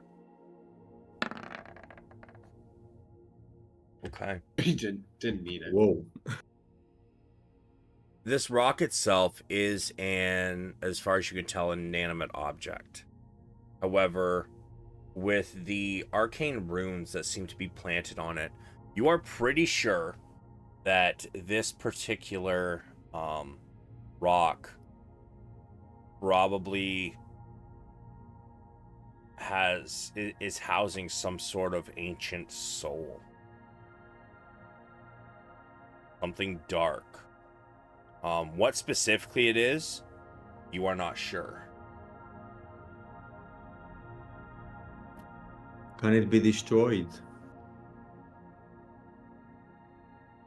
With your nat 20 on Arcana, I'm going to say a lot of, you know that a lot of times when you destroy something that is housing a soul, the soul is set free. It is not destroyed. You're pretty sure that whatever this is, it was imprisoned here. To destroy the rock could possibly set it free. Okay, I relay this info to the others. Say, guys, perhaps we should post a sign here, something to warn others from closing on this rock. Some entity has been imprisoned here, and dangerous one as well. Can I do a quick appeal to my god, in like not verbally but in my head? Sure. Well, are you using an ability, or are you just doing like, a prayer kind of thing? Just RP bullshit. Sure. Give me a religion. Okay, and I'm the question I'm asking is, should we destroy this rock? And your god is Paladine? No. What is it? Majir? Majir. Yeah, lawful good, meditation and order.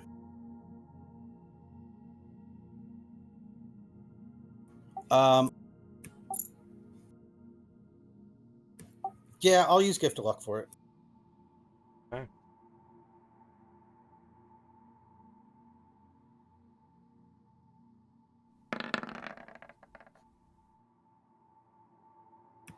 Because int is my dump stat.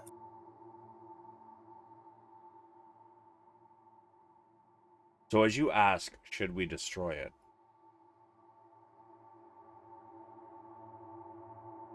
You feel... You imagine yourself destroying it in your mind. And you also imagine walking away.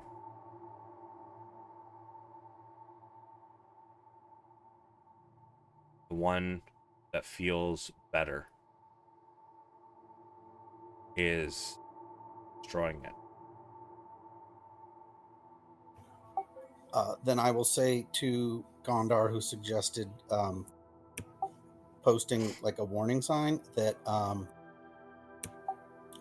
I think we should destroy the rock so that it can't do whatever it's doing to anybody else. Well, I felt that this entity imprisoned here is ancient and evil. If we try to destroy this rock, it will be set free. And I don't know whether we can restrain it again somehow. Whoever put it there knew what he was doing. Maybe let's I keep say we leave it as it is. Rochambeau. Did you just say Rochambeau? Yeah. Bronn kind of napping out of it a little bit, says we could always mark this place down and lead a couple draconians here if we ever get in a chase.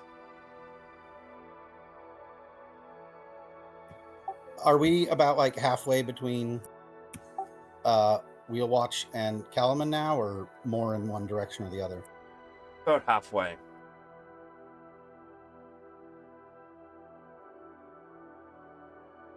Bronn doesn't like the rock, so in general he's kind of pissed off at it, so he would probably be fine destroying it, but he's also heeding the words of Gondar, like, yeah, that's maybe not a bad idea, but yeah, if he's in it, if you guys are.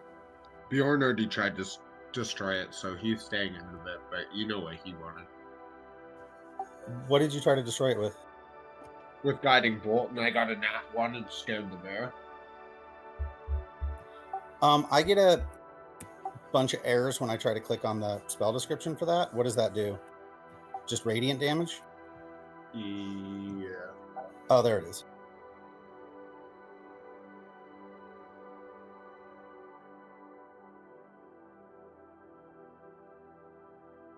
Let's leave it, guys. we do have bigger fish to fry. We could always come back and smash this rock. Leave it for a rainy day. Well, we You would make- possibly leave some signs for the Draconians to come here. I guess it would cause chaos among them. Maybe you should put on the sign, Draconians only. This rock is great sitting. Wait, what language was that book that Gondar's been studying in?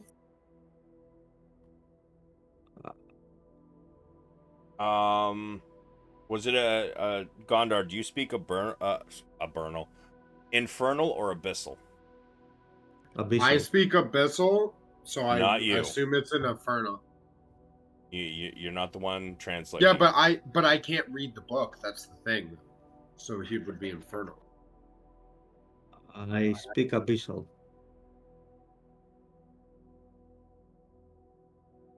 Wait, you speak Abyssal, Bjorn? Yeah, I always have. Why?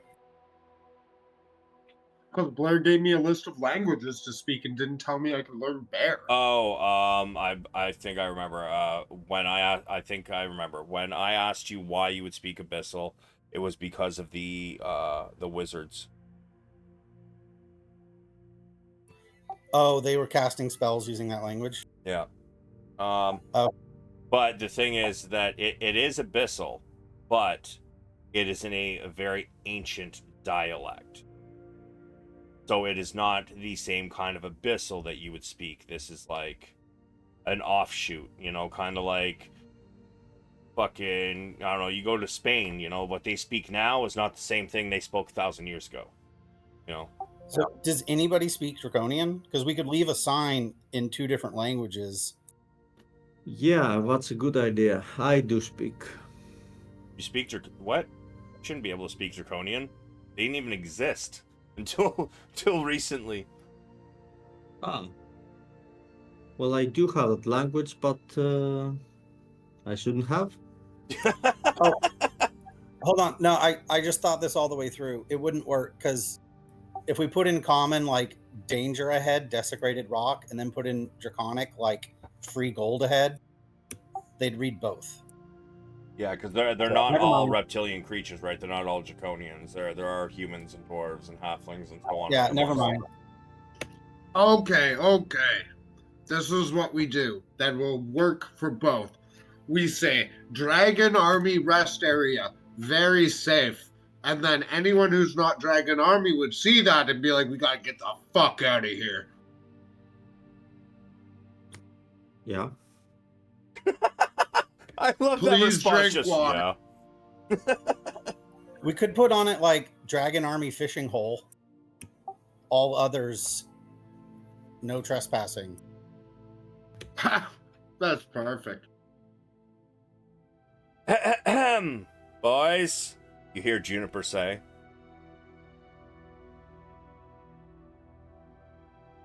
Juniper Yes, was Mom. with us the whole Yeah, time. she's been traveling with you, but I mean, she just watched all this shit go down. Isn't Flannel and a couple other people still with us too? No, the 2 soldiers are there to hold the fort until you guys get back, and they can supposedly send some more people there. Okay. So it's just us and Juniper. Yep. And Brack. And Brack off in the distance. You don't know where he is. He might have Okay. run off by now. You don't know. But, yeah. This fucking sign is just torturing these guys, How man. I close tell did you. she ever get to the rock? Oh, she wasn't fucking with it. She just leaned up against a fucking tree a long way off and just watched all this shit go down. Then I'll she- fill her in quickly on what happened and that there's a desecrated rock ahead. Yeah, I see it. I'm well aware. You guys been fucking with this thing for damn near an hour. We're kind of on a timetable here, eh? Well, maybe you could speak up earlier then. She kind of rolls her eyes. Well, she pulls out a dagger, starts picking her fingernails. Ready whenever you guys are.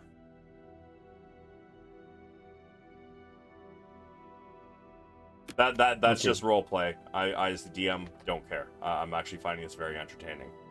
But Juniper, we have made her cold-hearted. We must melt her heart so she becomes like she used to. he looks up. Careful, Bjorn. I don't want to hurt your feelings. Ha! I'm a bear. You can't hurt bears' feelings. Once again, all I see is Shaggy. Are you challenging me? But she'll sigh and just let it slide for right now. Be careful, little one, or I'll float you so you cannot bother me. You'll what?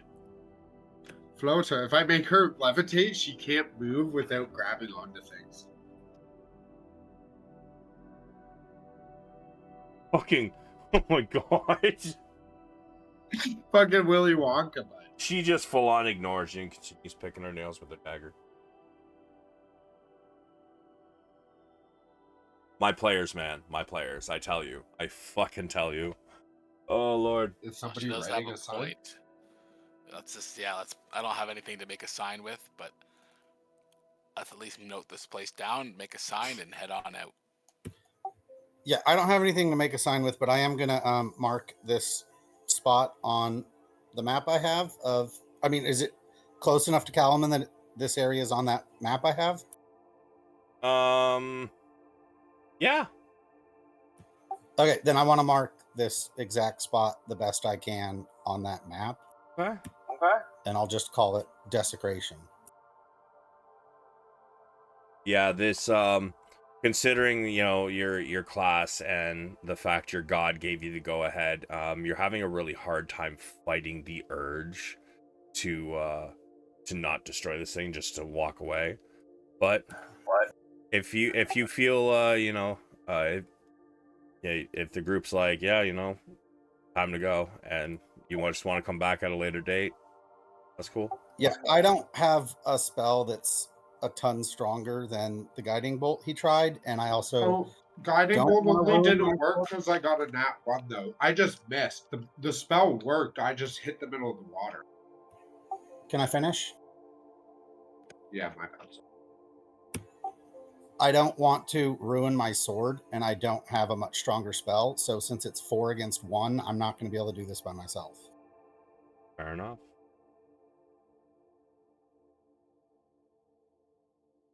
Why, as you continue on,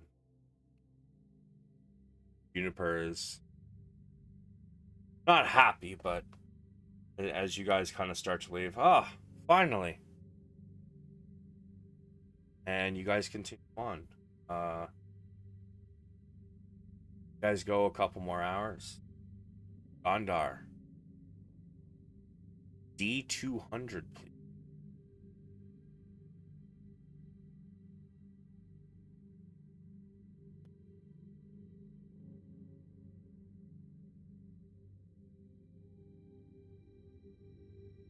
Oh, look at you guys in the 170s today, huh?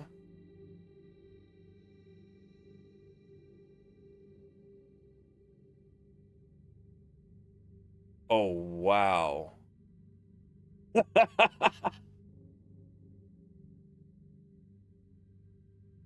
You guys start to traverse, and a rain picks up.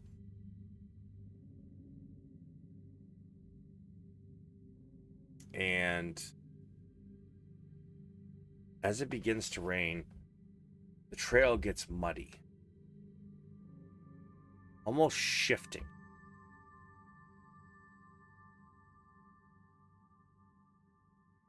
Far to the north, you can see silhouettes of hills. Seems to be a very large hill. There's a small one, and then one that kind of juts up in the center, and then on either side of that one, smaller mounds, and then one very large, wide one at the top. Yes, I am measuring my face to do that. And as you guys continue on, for the next hour or two in this area, you guys get towards the hill. and one of you seems to, you know what, give me, everybody give me a d20.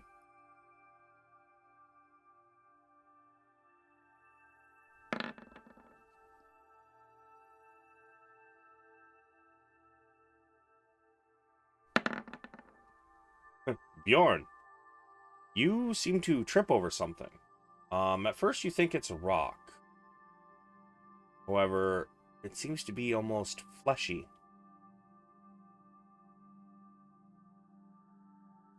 Can I smell it? Yeah. Just because I don't know, what does a wart smell like? Probably like a foot. Sure, it smells like wart a on its foot. head? It looks like a small boulder. You didn't happen to see it in the dark. It was hiding behind a bush, and you kind of trip over it, Bjorn. And as you do, like, you look back at this thing, and it almost jiggles like it's flesh.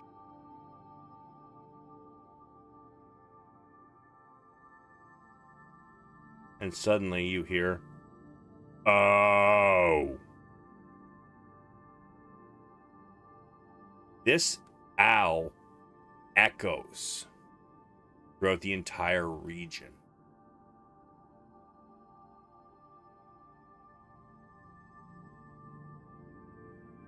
What did they see though? What was happening?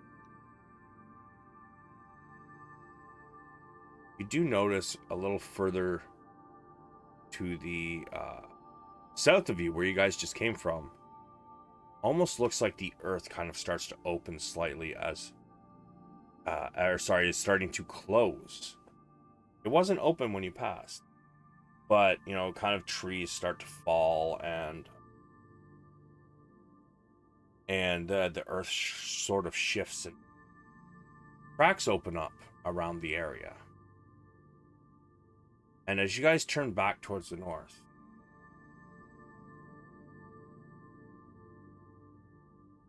maybe it's the moonlight playing tricks on your eyes, but it almost looks like just south of the biggest, most northern hill seems to be like a 60-foot wide eye, just kind of slightly opens before shutting again.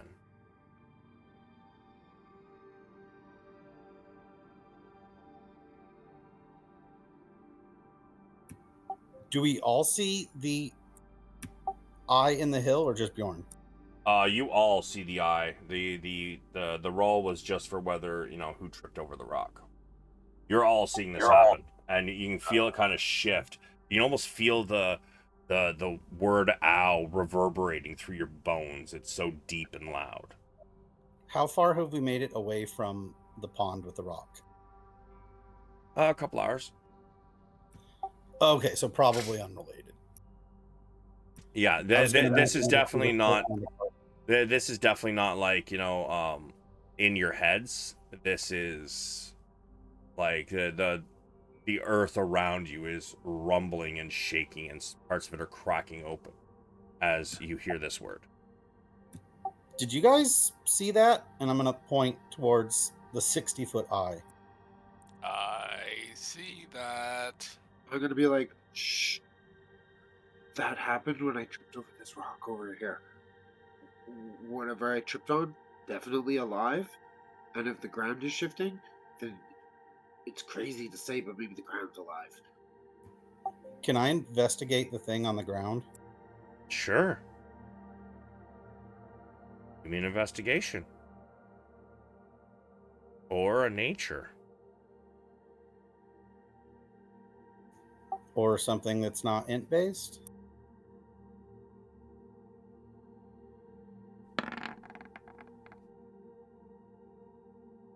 It's a very weird rock. Yeah. Do you do anything while you investigate it, or you just look at it? I mean, I'll say, because he mentioned it, I'll be like, I'm going to check it out and then approach it and look closely at it, but derp. Would I have ever seen like a hill giant or like things like this when my time in the woods? No, a hill giant is not nearly this large. A hill giant's only like 14 or 15 feet tall. But would I have ever seen creatures like sleeping under the dirt I'm like that? gonna say probably not. No.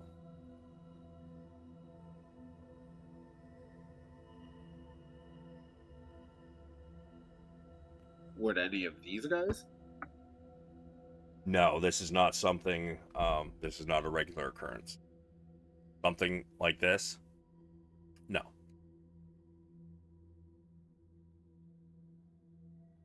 If they'd seen something like this, it would have been like a possible apocalypse situation.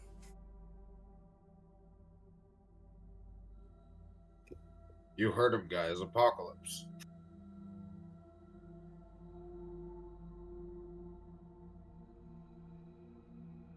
I think we should stay very still.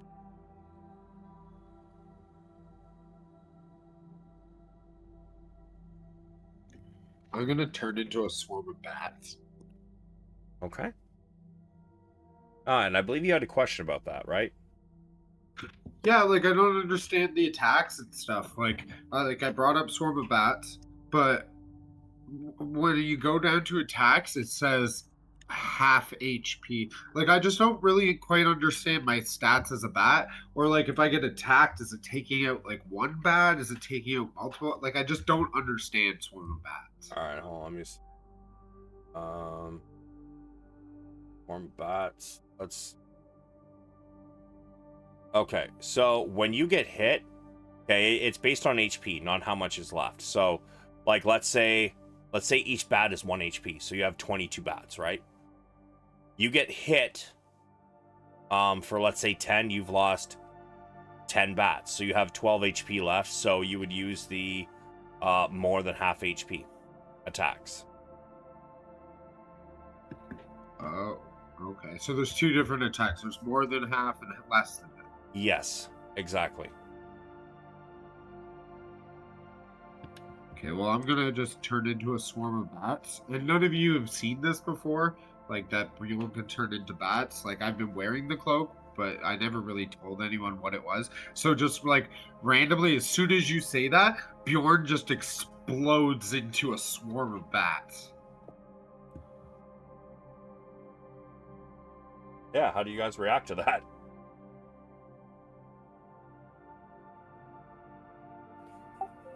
With whiskey. Whoa. Me too. Yeah, Bronn grits his teeth and he's just like, Jesus. Or Syrian. Christ. So can I communicate? Is that a thing in this? No, because this is basically using the polymorph spell, is how that works. Right, while wearing this cloak, you can use your action to cast polymorph on yourself, transforming it into a swarm of bats. Bats, so when you polymorph, you get to keep your mental stats, but your physical self becomes what it is. And since bats cannot speak, neither can you. So you keep your wisdom, your intellect, your charisma, your strength, your dexterity, and your con becomes that of the swarm, and so does any of your physicality. So, like, you know, if you're transforming into something that can't talk, you can't talk.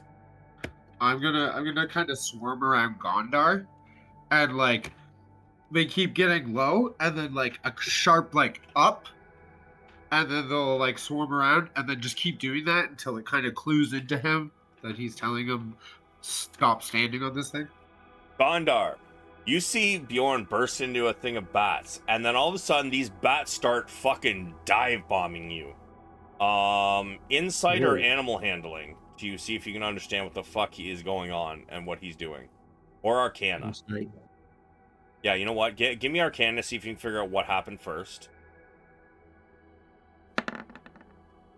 Jesus Christ, you're on a fucking roll, guy. Yeah, no, you're pretty sure that this might be. Yeah, you would have. Who's the one that's actually using identify? Was it Bjorn? You're the one identifying shit. Yes. Okay. So, you're pretty sure that something he has given him the ability to polymorph. So if something didn't turn him into bats, he turned himself into bats. Now, give me an animal handling or no. I'm gonna say actually it's gonna be insight.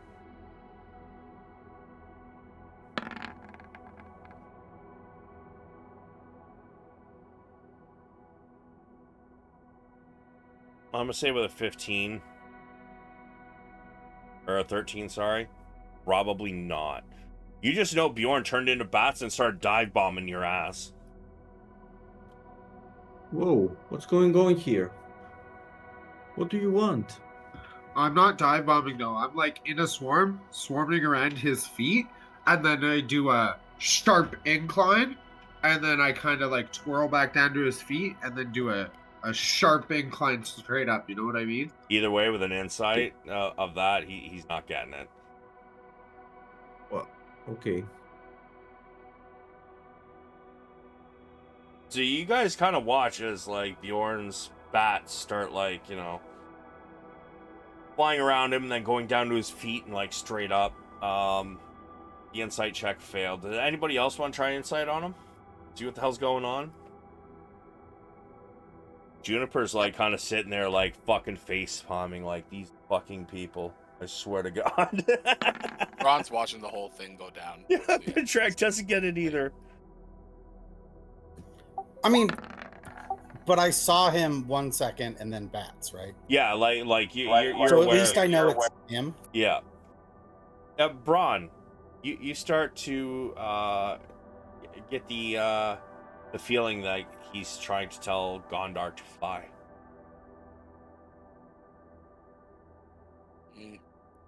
I don't think he wants us to stand here. Should we get What out do of you here? mean? I don't know. Looks like he's trying to signal us away. You, all of us, or just me? As he says that, my swarm's gonna like fly back and forth between the two. Like yeah, that's what I'm saying.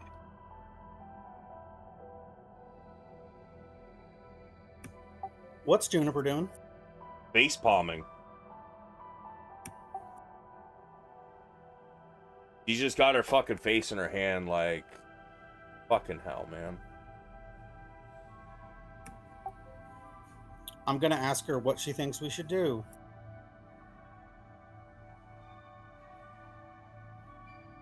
Hey, bats, can you understand me? I fly over to her.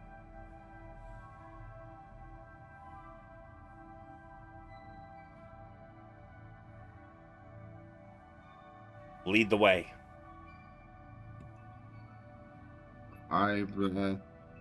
So when I'm up in the air, can I see the edge of the cracks? You said as it moved, like cracks opened up, right?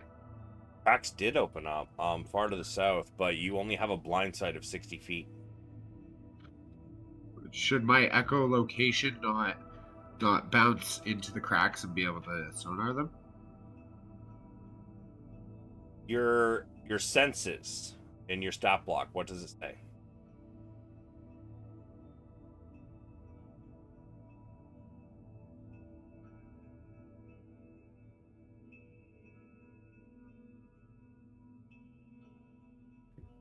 Like I don't know if I'm seeing that on here. Swarm Senses, blind sight 60 feet and passive perception 11, which means you don't even have dark vision, you have blind sight. You can see, that's what your echolocation is for. So as long as you are not deafened, your echolocation gives you blind sight of 60 feet.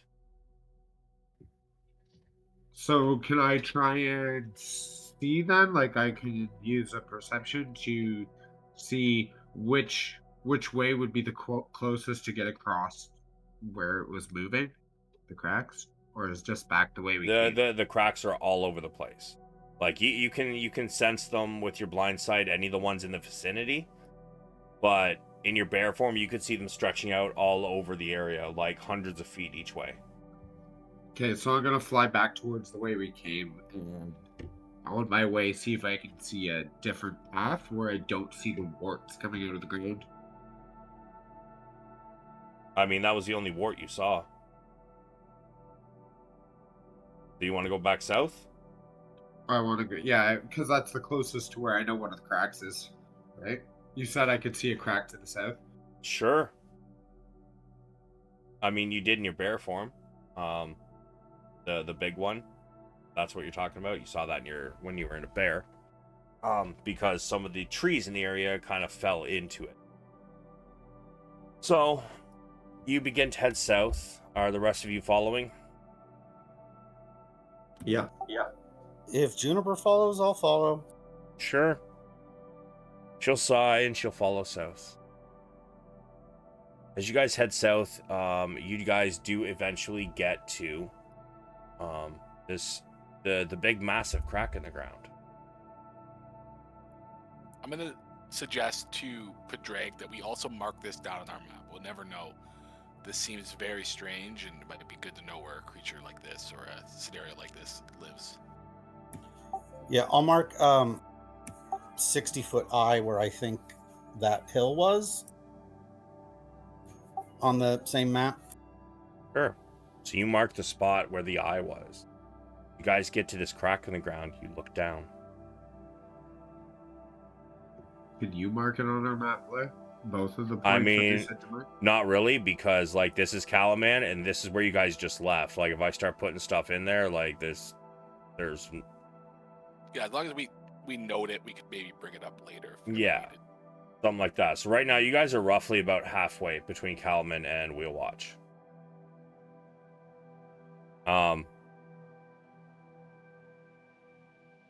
Juniper looks over. She's gonna do an investigation.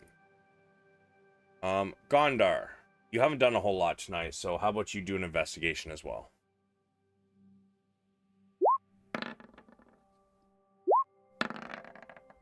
Holy shit!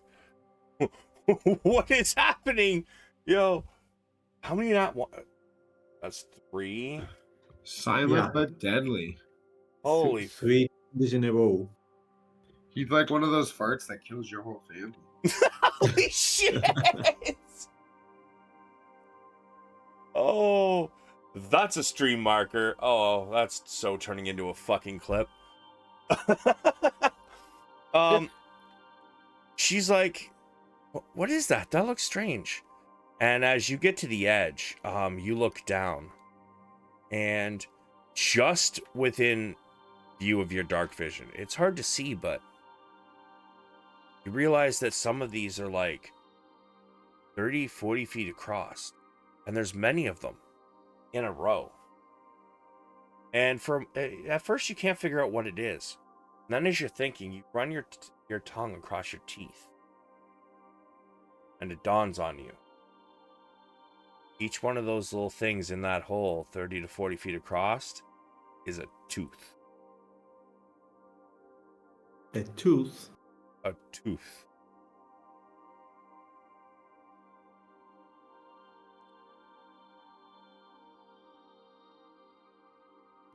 I feel like I led you guys.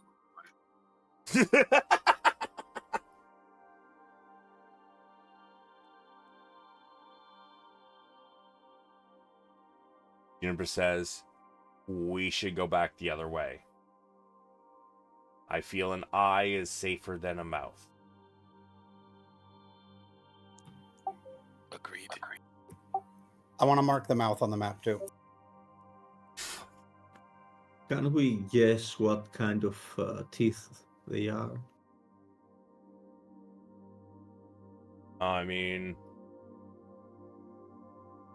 they almost look like they're made of stone.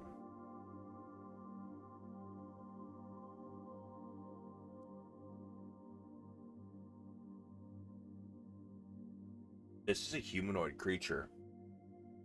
It is absolutely massive. Thank you, Sprigleaf. My boy. Fantastic. Thank you for that. So how does my sight work then for like seeing things? So like do I just know where I'm going? I can't like describe what I'm seeing? Like it's still a little unclear. I think if you have a blind side of 60 feet, you can only see within 60 feet and nothing beyond that. Exactly. So like, So like I could describe in detail, just maybe not color, because I'm a bat. I mean, you can't really describe anything to anybody as a bat until But you I come mean, out of like your bear. afterwards. Yeah, like you'd be able to be aware of, you know, the shape of things. Okay, good to know. And I feel like as a bat, you're smart enough to know which direction you're going, but outside of the 60 feet, like you're not going to be able to know much of anything. You know what I mean? Now, because I'm a Appreciate that. swarm, can I send bats off in different directions? Is it 60 feet from a single bat? Or No, 60 because feet your from the swarm? consciousness is all of them. Like they are all basically working as one swarm. Like think of birds. You know, when you see like, you know, those hundreds of birds that are like in a swarm all weaving in together. The only difference is that those birds can break off of that swarm. You cannot, because basically it's basically making up, like they're made of you. And the more HP I get, the more bats I have, because these bats is an HP. Basically, yeah. All right, fair enough.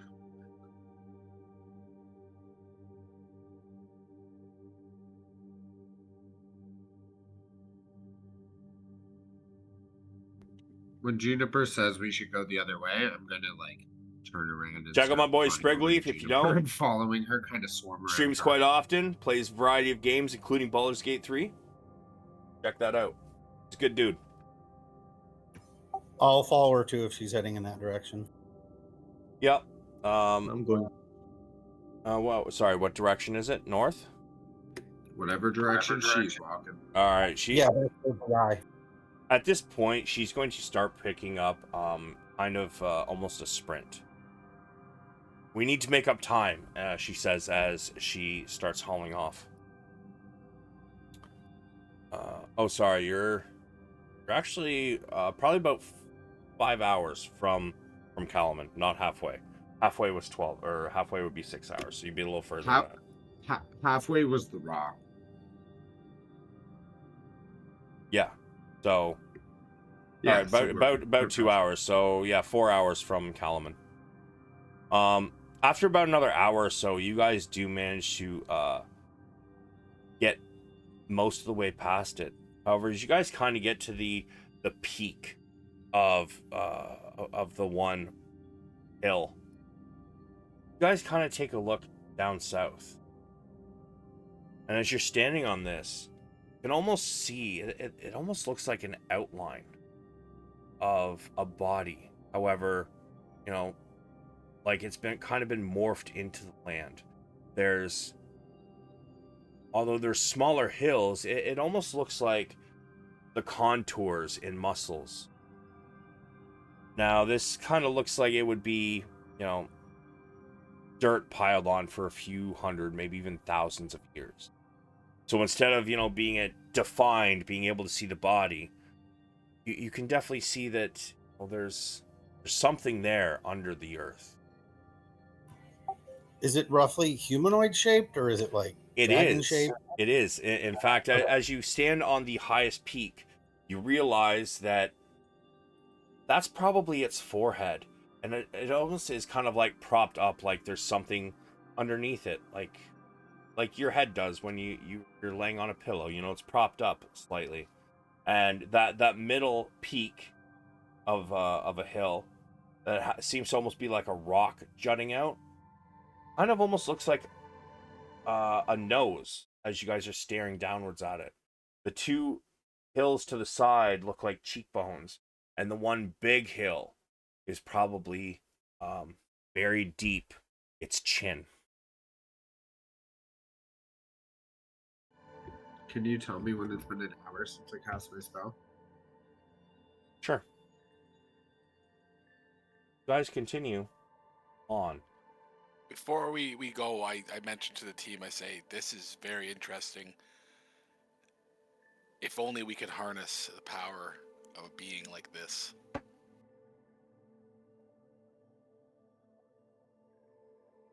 It almost looks like there's something lying here, and with that eyeball, these lands have some strange things.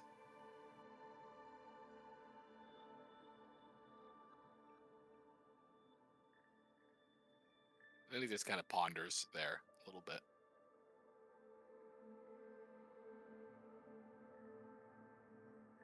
Juniper says, there is an old legend.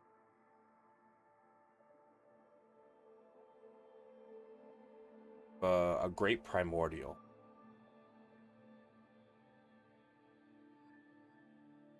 I seem to remember someone reading it to me when I was a child. I can't remember anything. I just remember something about something so large. It had fallen asleep, and over the millennia, Earth had just grown around it. Continued to sleep.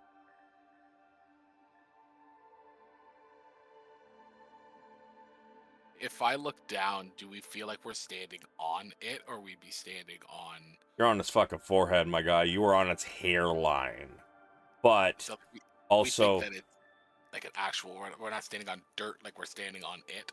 no, you are standing on dirt because the ground has grown up around it, which is why it's not easy to spot, right? Like, you got to basically look at it from a certain angle, and this thing is like a couple thousand feet long. Can we save game and then go back and kick its butt a whole bunch? Hey, Baldur's Gate 3, motherfucker, there ain't no save game. Your choices are solid. Bronn looks for a spot that looks. Can he look around for a spot that would look maybe more like skin or like potentially the creature itself? I mean, because this thing is like so deep in the ground, like the fucking teeth is the closest thing you found. However, you think for a moment, you stare at this one large rock jutting out that looks like a nose. Bronn's just gonna casually put his arm on the nose. Okay, so you're going back like 500 feet? Because you guys are on its hairline, right? Yeah. Bronn's just gonna look to the group and say, "Let me just do something before we leave," and he's gonna walk over to the nose area, and he is going to cast the spell Tongues, and he's gonna place his hand on what he thinks is the nose, and he's just gonna say, "Sleep well." As you put the hand, like where are you? Like, you near the nose? You in front of it? Like I'm gonna walk up to like the bridge of the nose, or what looks like the bridge of the nose, and I'm gonna put my hand on that. as you begin to do that,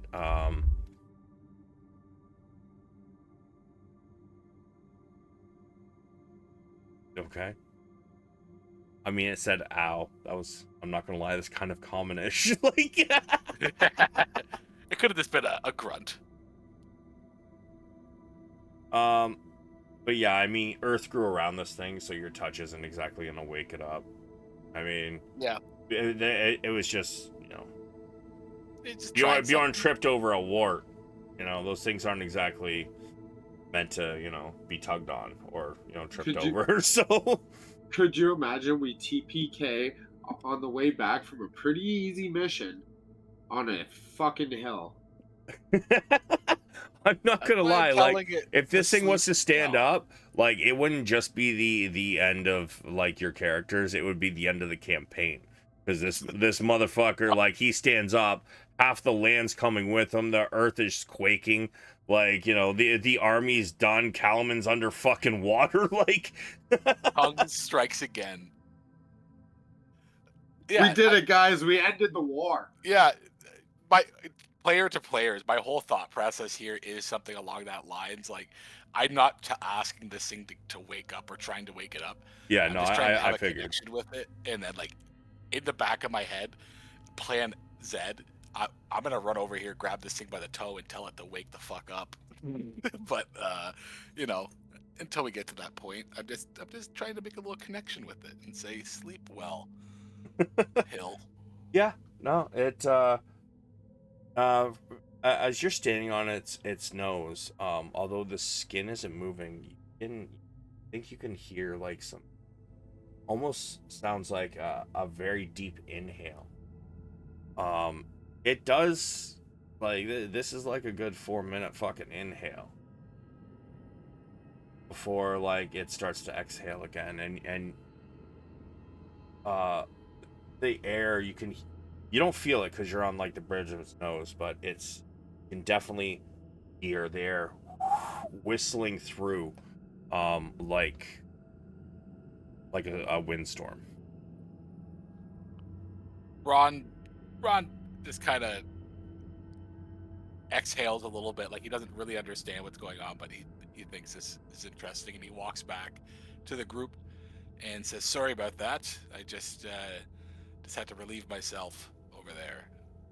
Onwards, then." Fucking deception. Yeah. No, I'm kidding. It doesn't matter. I don't think anybody's gonna give a fuck. We'll see, because I was blatantly lying to them. Bjorn knows he's lying, but he can't say anything. He just says, Yeah, you just hear a bunch of little squeals from the fucking the swarm of bats. But you guys continue on, and as you do, you're about 2 hours outside of Kalaman at this point. You guys are starting to get tired, and let's see. You guys left at 3, 7, and let's say about 1-ish. Another 2 hours. 3 a.m. rolls around because you guys stopped several times to do stuff, so it's not going to be really a 12-hour mission. But as you guys continue on, Padraig, my guy, D1 hundo, or D2 hundo, sorry, 100. the moment my spell ends, I'm swarming around Juniper. So, like, I'm just gonna kind of materialize and drop on her. How much she weigh again? You fucking bear? You fat fuck? Like, Like, only 300 pounds. bro. Okay, I'm gonna say, are you sure you want to do this? You're aware your spell is gonna end soon. You know, okay, I'll not swarm around her, but I'm swarming in front of her. So, like, I'll land, like, right in front of her and just kind of topple over me. God damn it, Bjorn. she Sorry. huffs and she like gets up and continues walking. Padraig, 135. Do do do do do do.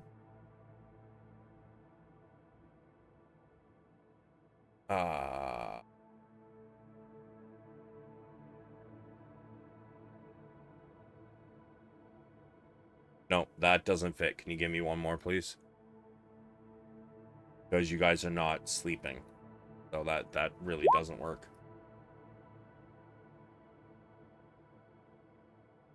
$86.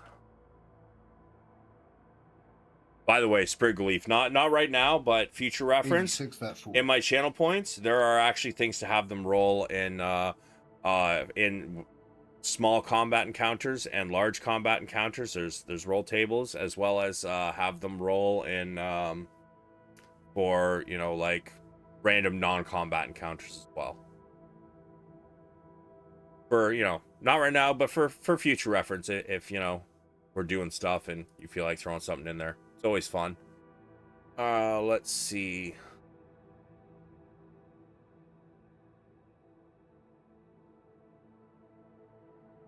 Okay, this is fun. You guys happen to come upon small copse of trees. As you start to notice it, everybody give me a perception.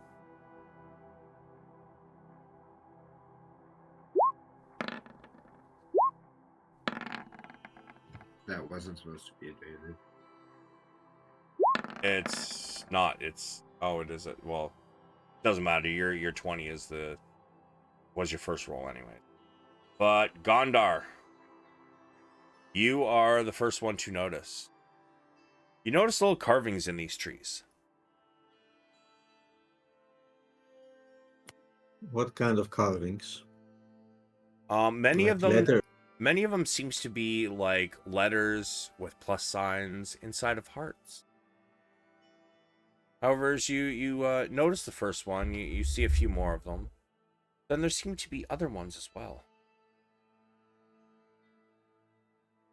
Okay. I get closer to take a better look. Guys, there's something over here. I'll follow. You notice one that looks a little strange. It almost looks like some sort of rune. Okay, can I try to decipher it? In Arcana.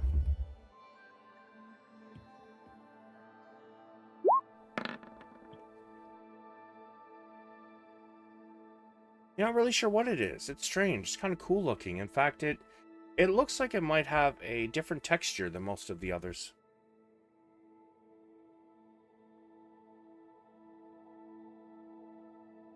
Uh, do they make kind of pattern, or can I read anything in these signs? With that check, I'm going to say no. You're not sure what they are. Okay. Is it in a language that any of us know? It is in fact not in a language. They are runes, not like letters or symbols of an alphabet. Don't different races Bjorn, have different runes? Bjorn and Bronn, could you take a look at this? Well, that's the end of my whiskey for the I night. can't figure out Scotch. what they are, but they seem to be Good thing I signs still have of some sort. 12 ounces of tequila Yeah, left. that's the guy that can't read. Take a look. Yeah, sure. Take a look. And I try to help anyone trying to see them with an Arcana check. I'm going to say because you failed the Arcana check, you are not going to be able to help him. Okay. Can I be when he asks me to help? Can I be just casting guidance? Sure. You can give Bronn guidance.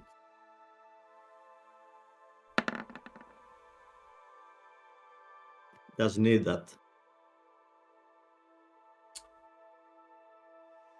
Bronn.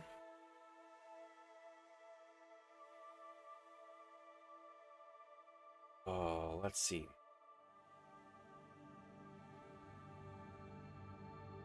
You are not really sure exactly what rune this is, but it does seem to trigger something in your memory. Light or fire. And even as you not touch it, but put your hand near it, you can almost feel the arcane energies pulsating within this particular rune.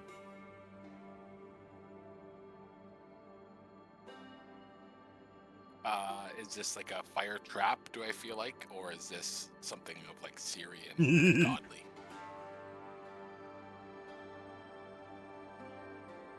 Sorry, trap, or what was the second thing? Something more related to like the god Syrian or something like that, more religious nature. You suddenly hear a fishy voice in your head going, "It's a trap!" Yeah. To me, this seems like some sort of trap rune. It might set off some sort of scorching ray or fireball. We should be careful. It's giving off heat. What's Juniper doing during all this? I look at her with the expectation that she's just pissed at our dilly dally. She has stopped giving a fuck. Now she's got her boot off. And she's using a dagger to, you know, clean her fucking toenails. Tell me when you're done. Can I look at the letters inside the hearts and see if they're of any certain language or several different languages? As you're looking, you do notice some letters in common. You notice some... what languages do you speak? Dwarvish, Elvish, and Common. You see letters in all three of those. However, you do see some that seem a little unfamiliar to you. So, give me a... I feel like this would probably be some sort of a history check, probably. Or... Yeah, I feel like this fits history. Sorry, you keep asking for intelligence rolls, my guy. I got nothing else for you. Yeah. You're pretty sure that there's a couple of these in Kender.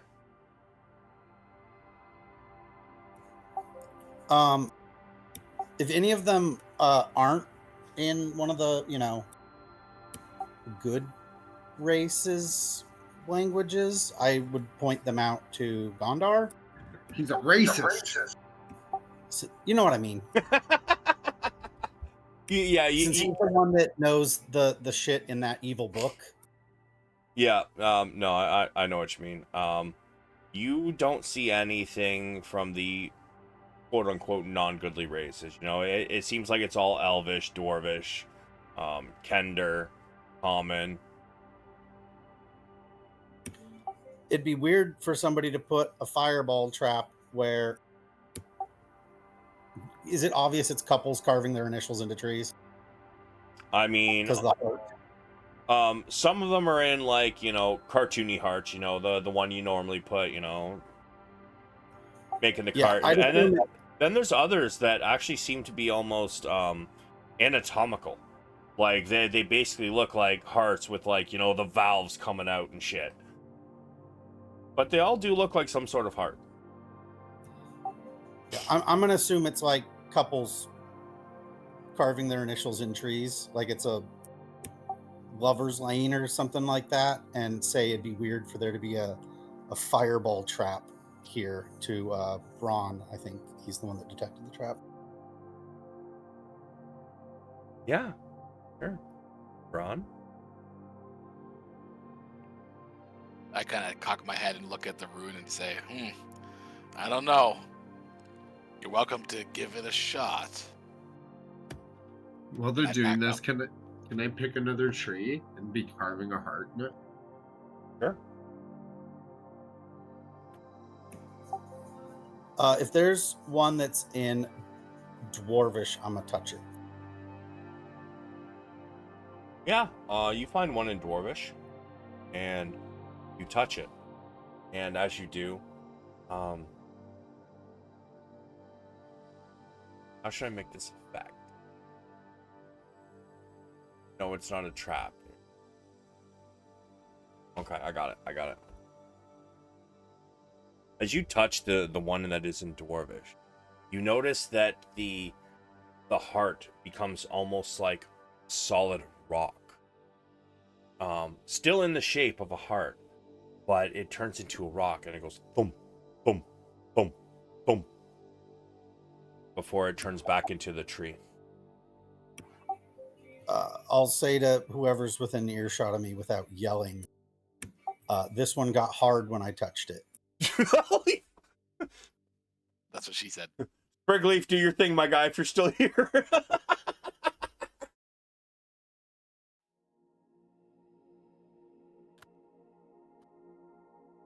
Fucking dead.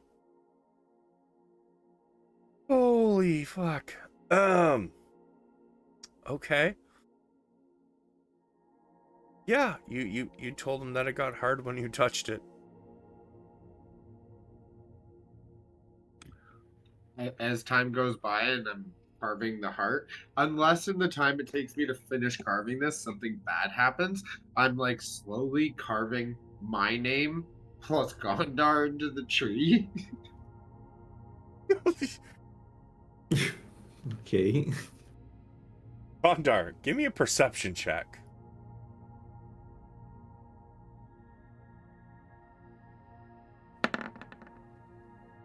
Yeah, you Gondor's don't the only- notice. Gondor's always the one nothing. that goes and plays shows with Bjorn and stuff. So Bjorn's got a special place for Gondar. So he just sees all these people, heart plus this person plus this person. Like I may not be able to read, but he can write his own name and he can like kind of differentiate that there's some names in there, the ones that are written in common or abyssal. So he's in common writing Bjorn plus Gondar.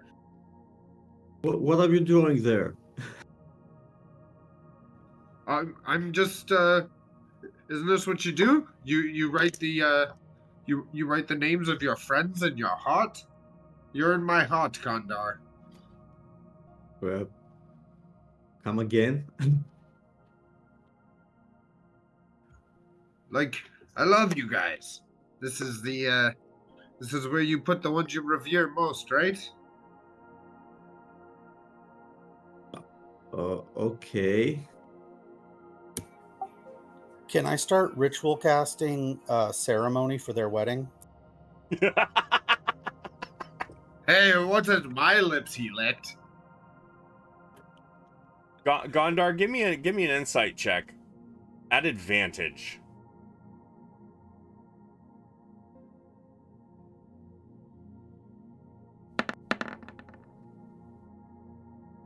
Yeah, you feel Bjorn doesn't really understand this this rite of passage or you know what these hearts and pluses really mean.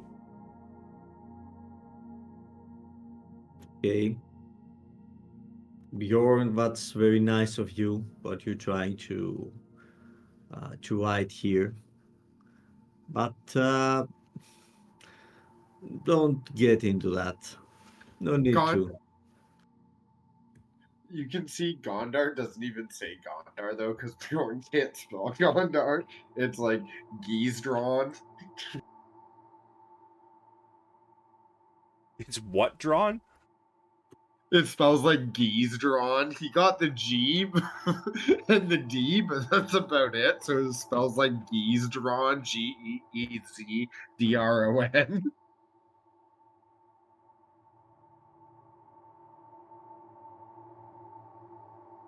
Holy fuck. Yeah.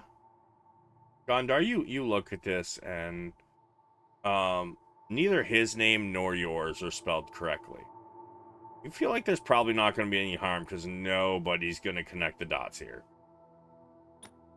Yeah, okay, and I try to stay at the positive side that he's feeling uh, so nice about all of us. I guess my it's his pants. way of bonding.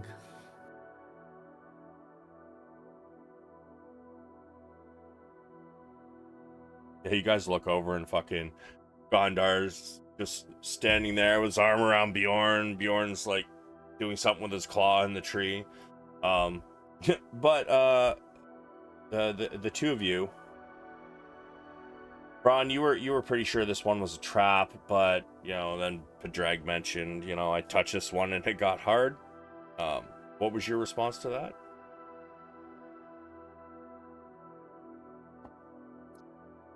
I responded with, "That's what she said." Oh, okay.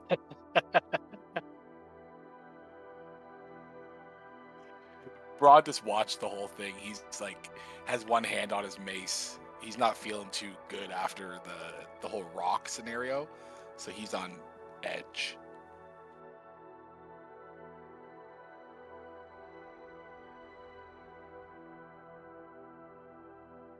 Okay.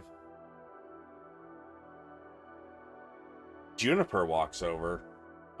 You know, she finished cleaning her toenails out with her dagger, puts her boots back on. She kind of walks over and looks at Bjorn and Gondar, and kind of walks up to you, Padraig. Padraig, what are they doing? I have no idea. Oh. She looks and is Bjorn carving something in one of these trees? Looks like it. Is he aware that this is called Lover's Forest? He's not aware of a lot. Fair enough. Hey, everybody, are we ready to go? And I'm not saying that in an asshole way. I'm saying it in a like he grew up in a cage. Yeah. Yeah. Bjorn doesn't know a lot. Or like how to spell anything. Weren't you eating pages out of the book you were trying to use to learn how to read? Yeah, I was also beating up convicts.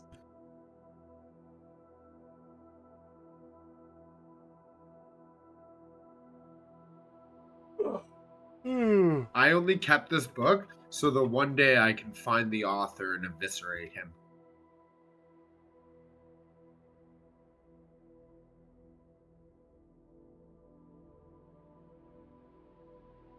Assuming that you guys are done, I mean, she, not at a fast pace, she starts to saunter, heading north. If you guys want to do something else here in the Lover's Forest, I mean, that's up to you.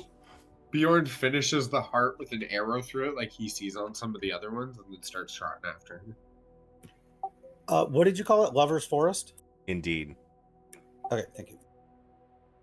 How come all the things I drew on the map disappeared? Because, like, I need to be able to see the map. There was, like, a bunch of stuff in between Kalaman, like, just leave the main points. Padraig's got the rough distance from Kalaman to the points of interest in his notes. He said he was taking notes on it. Leave the map. And I've got the notes written down in the notes, so I can just search for the word map and remember everything we marked on there. Exactly.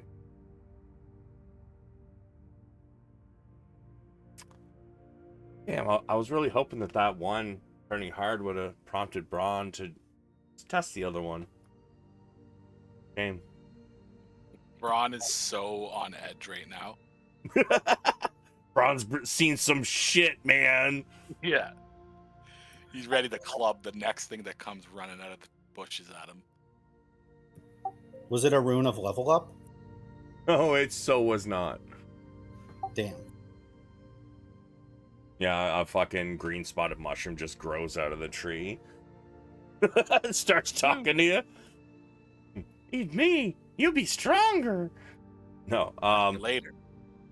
But you guys head off, and by the time you guys get there, it is 6 o'clock in the morning.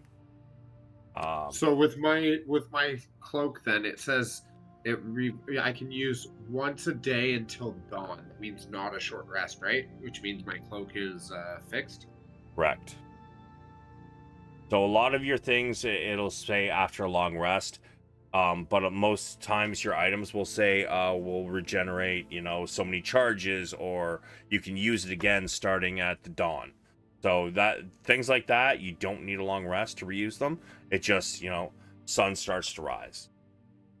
And you guys get to the city with Juniper in tow.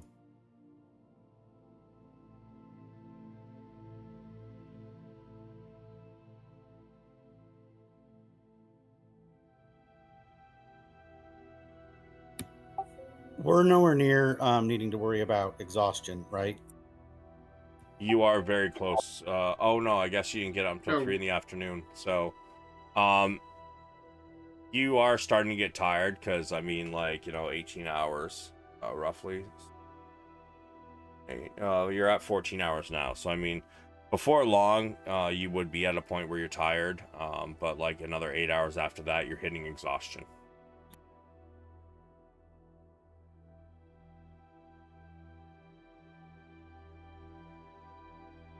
So would anyone be awake at this time we're getting to town? At 6 o'clock in the morning, yeah, the city is just starting to bustle. You see a lot of the ships are already gone out for their fishing, and those that aren't are getting packed so that they can head out and go fishing.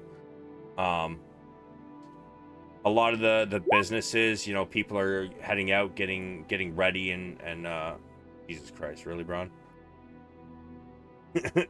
um, a lot of the other people, they are heading out and starting to open their businesses, and you know,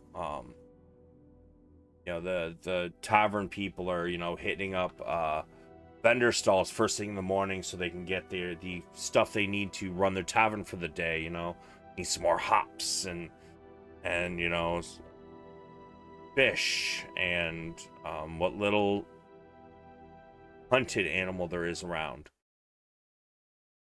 The music just stopped. But give me just one moment. I do need to grab a beer from my fridge, which is like 15 feet away. I think we should, before we sleep, we should go deliver our messages, find out what's going on, and see if we have time to rest. And if we do, take a little cat nap. That seems agreeable to me. I'm whipped.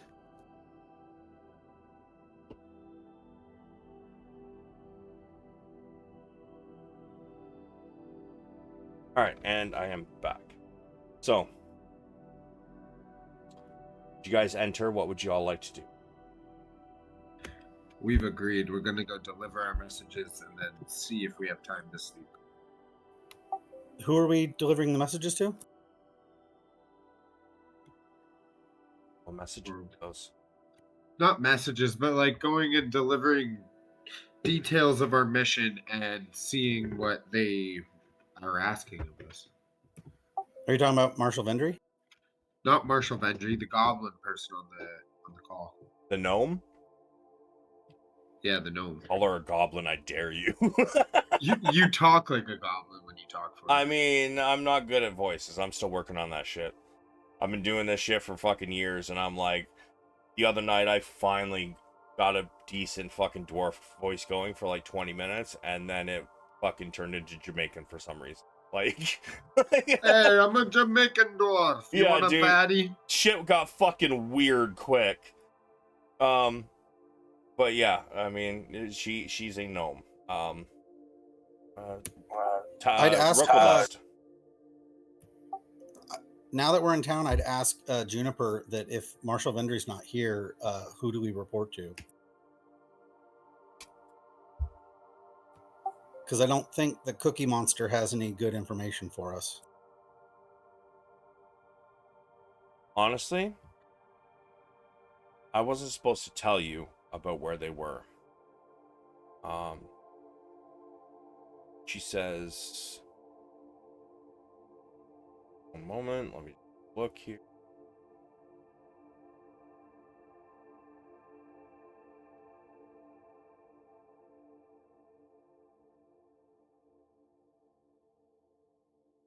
I would talk to Counselor Caliph. That is probably where we should go next. Probably before we take a rest. Okay, let's head there. It takes you guys another like half hour to get through the city to Castle Kalaman. Let's see. Yeah. Oh, yeah. Those dead bodies aren't there anymore. So, moment, delete those. We approach. The smell of stinking corpses assaults our nostril glands. Clearly, this town has not been cleaned up since the battles of before. Damn it, they are not there. They're not dead. Those were the counselors. You can tell by the stench it was the unwashed counselors who have never lifted a bone for themselves. Damn it, Bjorn, I'm gonna smack you in real life. Smack you so hard. Alright. Put these guys back where they should be. I gotta bring Aleph out.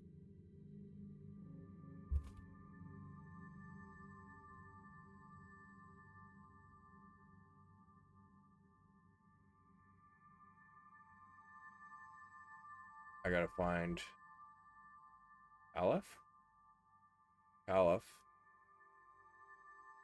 Right.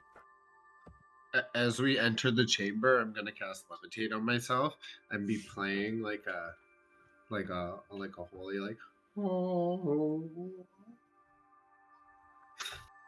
What the fuck? Sure. Let I me exclaimed, "We have returned victorious." look for the stat block. Calm your tits. Gotta find my caliph. That's fine. Prior, I've pulled them aside and been like, when I levitate, you must just like keep nudging me forward. I can't move without you as I'm playing my instrument. Just I hand them a tiny little rope to kind of pull me along.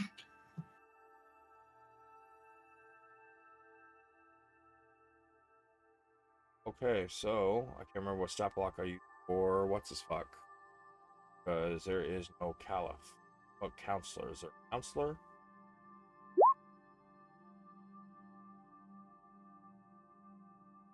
Alright, let's just find a generic, I guess.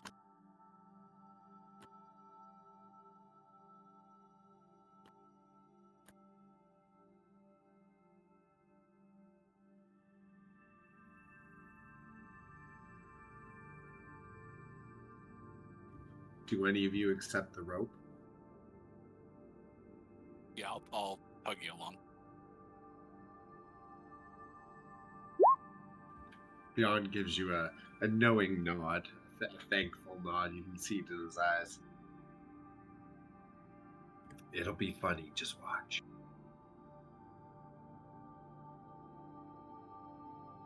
I'm assuming it's part of like some sort of performance he's working on, so I'm going along with it.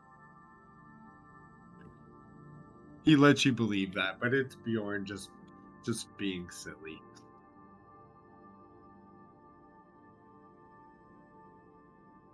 There it is. Alright, so we're just using this token for right now because I can't remember which one I used for him before. You guys arrive. You do notice one sec.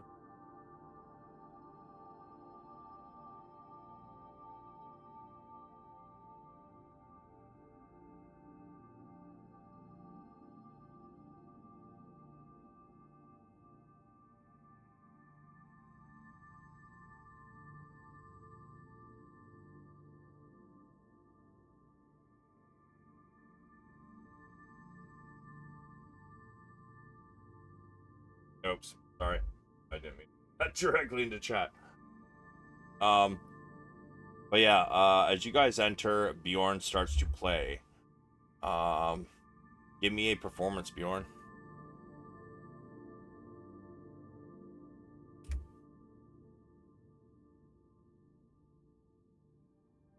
Yeah, you play beautifully as the doors are opened and you all seem to be walking in. Don't forget the floating. I was getting there. You give me a second. Bjorn is floating slightly in the air as Bronn is, leading him. He's keeping the rope rather taut, so he's not floating 20 feet in the air. He's trying to keep the rope hidden. And as you guys walk in, Caliph is sitting there, and where there was several counselors previously, many of which were destroyed in the blast. Some of them, there are new ones in the place of their old. Ah, yes, Rookledust has told me that you retook Wheelwatch Post, correct? That is correct.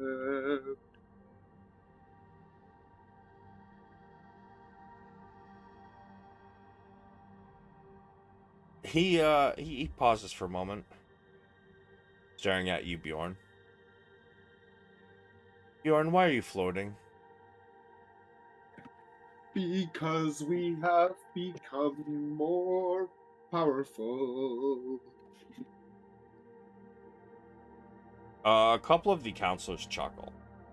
However, Caliph Miat slaps his hand on the table. suddenly you fall from the, like, 4 feet from where your feet were, and you land on your ass. It seems he is used an anti-magic circle that was triggered by the sigil he slapped on the spot in front of him. Please, we've had deaths lately. Many people are off doing, what they must. Have some semblance of order, shall we? I nod. I apologize. I got away from myself. I'm a little quiet right now. That's just fine. So, I'm sure you've noticed that it was rather quiet in the streets. And now that you think about it, you really didn't see, like, any guards. Like, there was a few. Most of them are in the palace. Even when you entered, there was usually, like, a contingent of about 20 guards at each gate. You guys noticed 2.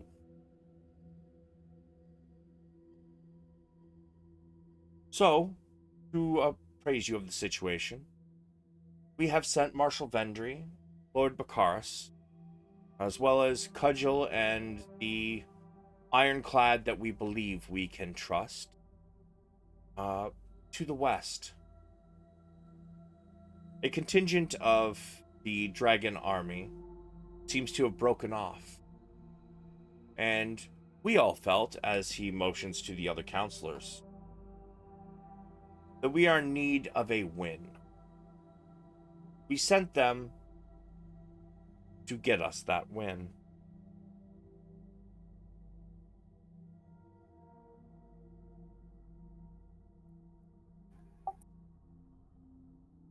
Bronn gestures to them and says, "What intel did we have before the decision?" Well, they had broken off, and many of them had stayed in about Vogler and the area. But several, a small contingent seemed to have crossed the river and started to head slightly southwest. Our forces were to engage them. So west of here would be south of Vogler, right? Yes. So he says, to be specific, we believe they should be about 30 miles west of here. That's where the battle should be taking place. We believe that it'll be somewhere around Steel Springs. And you believe it was a small fraction of the dragon army, not a large portion of it? Indeed, yes. So if the larger portion attacked Kalaman right now while they were all gone, that would be a loss, right? I don't think they will. Speaking of, do we have any information on their movements or location, the main army, or from the front? They seem to be mostly fortifying Vogler and other places east of here. If this contingent was to get a foothold, then eventually it would lead to a siege, I was told. And I tend to believe Lord Baccharis. He seems smart.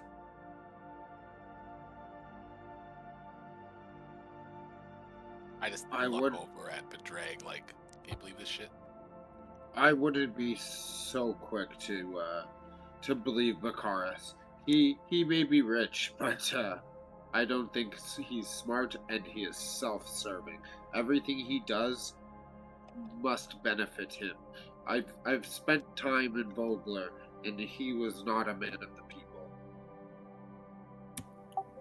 Nobody in this room do I recognize as being like a Baccharis or friend of Baccharis, right? No. In fact, it was 4 of them that died in the explosion, right? There's 7 counselors total. So right now there's 6 in this room, including Miat and 2 of the other ones, or sorry, 1 of the other ones who survived, and then the 4. No, sorry, 3 were killed, 4 survived, I think. that correct? Yeah, just making sure that before I say something that. Yeah. This is not to Caliph. This is to the group, I guess. Who was it that said the thing about him taking over Vogler? Was that his son when we were trying to get in the council chambers, or did Bakar say that himself? The younger. But that was after Vogler when we were here. Yes, that was in the council chambers. About them wanting to. Bakars was trying to push them to, go retake Vogler, and have him lead the army, and then that way he could basically put himself in a position of power. Yeah, I'd like to tell the Caliph about that to follow up on what someone else said about his ambitions and motivations, and say that I don't think he wants what's best for Kalaman. He just wants what's best for him. Give me a persuasion. I'll use my last charge of luck. Okay. Can I aid him? I already have Instead of you using your luck? I mean, he already said he was going to use his luck, so 25. You truly believe this, Padraig? You believe that he would use this to gain himself power over what? The village is burned. There's nothing there. He was talking about rebuilding it and taking over control of Vogler for himself, according to his own son. Several of the counselors kind of look to Caliph, and he kind of rests his forehead in his hand, kind of rubbing his forehead. Lost it. There's nothing I could do now. They've been gone since the evening after you left. I'm willing to bet they'll be in battle in less than a day and a half. And if the information is bad, or they get routed in that battle, who's defending Kalaman? Even if they do succeed, how long will it take them to get back, and how many of them will be left? You might want to call back anyone you have outside of Kalaman so that this place isn't defenseless right now. There were only 2 guards at the gate. Well, I mean, they're on shifts, and plus, once the refugees from Vogler come in, we'll have more people. Our walls are strong. We'll be fine. Nobody can take Kalaman down. We've been here for such a long time. He would give years, except the DM is not exactly sure exactly how many years that is. But I think it's somewhere in the area of 1,000, is it not? Like, this is an old fucking city, right, Padraig? You're the Dragonlance official here. Yeah, it's pretty old. But Cities rise and fall. Even the most powerful cities can fall given the time. We wouldn't want to give them any advantages. Maybe we should put as many guards out as we can, to Padraig's point, at least until we get back the main contingent. Can we bring the refugees in?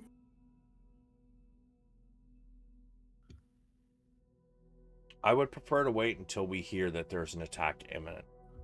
Right now, we're still hearing that all of the we sent thousands of troops, but there was supposed to be only 100 or 200 of the enemies.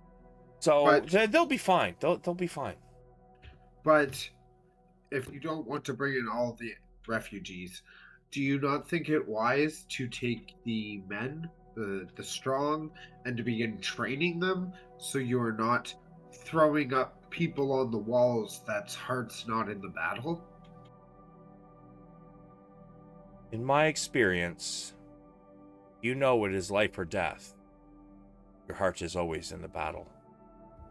But an untrained bow or sword is more dangerous to your fellow man than it is to the enemy. We do have people there training them. Have you been to the west of the city since you got back? I'm assuming you came right here, correct? I have not, but I have seen many a city fall, and in my experience watching from the woods, the stronger the city, the harder the fall. So, deception?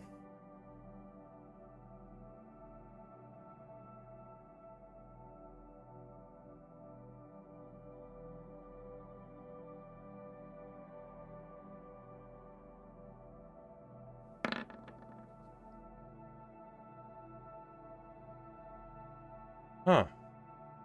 I see. Well, here's the problem. They're already gone. Now, we are already training the people out in the west, outside the walls. Those who are able to. But even if I wanted to call them back, it's too late. They're gone. They're already out there. Like, even sending one person to go bring them back, they'll get there once the battle is over. I think. One of the other counselors pipes up. It will be too late by then. He says, exactly, Gondar. It will be too late. I do have something Marshal Vendry left for you, actually. And he asks the guard to come deliver something. He gets to the edge here, and he kind of reaches up on his tiptoes so Kalof can actually hand it to him. And as he reaches up, brings down a letter, and the guard just kind of walks over and puts it on this table here in the center. Juniper's with us, right? Yes.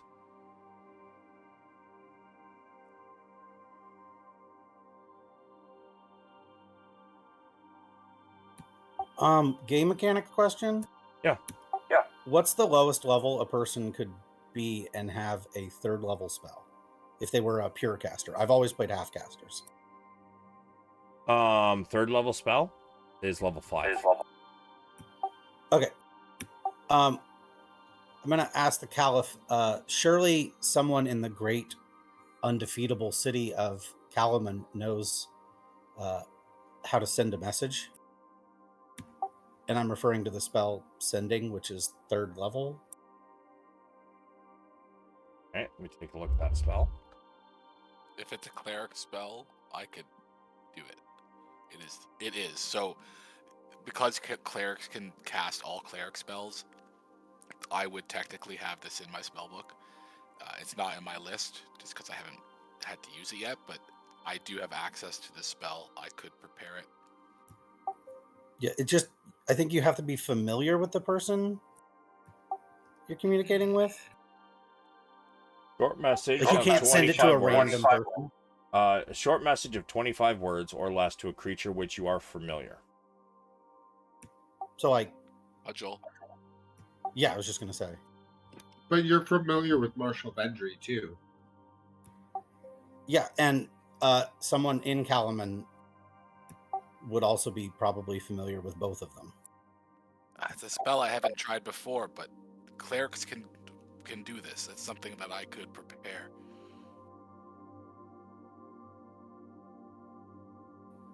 Would it take you 8 hours? Yeah. It would take a long rest to change out spells, yeah. Yeah, we should find someone in town. Bye. Caliph should know someone in town that's capable of doing that. It would literally be stupid if there's no one in town that can do that, and he's never heard of this. If he's sending out a fucking army and he doesn't understand how communication works. Yeah, Blair, it'd be stupid. No, I'm saying Caliph is fucking stupid. Like, No, dude's we both knew what you meant. We both knew what you meant. It was just he's chiming in like that. I was like, man, fuck you, dude. But no, Like, I totally get it. You couldn't see my smile come up on camera as you were talking about that. Perception. You can't see me though. Like, there is a point when perception is not viable because they are literally not, within sight. Bjorn looks up to the sky for the higher god, asking, "Why would you do this to us?" Oh damn! I just got like a verbal blowjob from my own brother. That was really weird. Like, so he says, I might have somebody that can do that. Well, we should get to them quick. Who is it? I'll have to check which ones are here. I know some of them went with the army. He calls over a guard, and Alf leans over, says, find me the highest level, or the strongest mages, wizards. Says, okay. And this guard takes off, running. Can I follow the guard? I mean, if Or you'd like to. Yeah. Okay, so you're gone for the next, 2 hours? And the message is more informed and gets sent 2 hours faster? Yeah.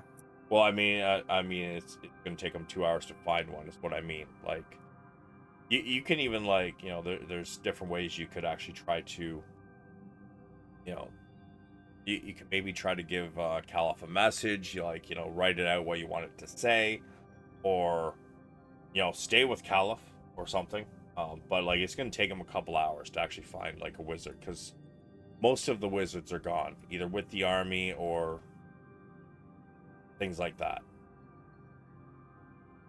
Mages are not going to be easy to find at the moment, but I will say that, yes, there is at least one or two that could possibly do this.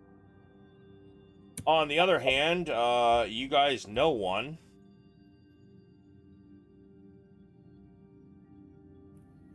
That would take longer, though. I mean, above table question, whatever, or under table. I don't know how to phrase it. Above table's probably good. This is a war campaign, and time is of the essence. Yeah, which is why I'm saying that you guys do know a wizard. Oh, at the fucking shop? The one that was going to do the mage trial? Wycan? Is that who you're talking about? I mean, I'm just throwing spitballs out there. You guys get to make the decision on who and what. It wouldn't be a bad call to go there. I think Wyhan's a good call if we had to look. Did we have any player class information on Gondar's girlfriend? You saw her playing instruments extremely well and singing. Didn't she leave town? I think she did. If I remember correctly, she said she was getting the fuck out of Dodge. Yeah, Is so there anybody else you know? I agree with Padraig. I think we can go give a message, send it out, because I believe what the intentions are to halt them and call them back, right? That's what we're asking. Mm-hmm. Yeah, so I agree. Let's maybe I would say I'll go with Padraig as well to try to figure out a way to get this message out. I just don't see any value in continuing to talk to this politician. Guys, who among the ones who are with the who are outside of town now do we know and trust? Well, with Cudgel gone, I'm not sure we have too many connections to the refugee camp currently, outside of maybe some second in commands, in my mind.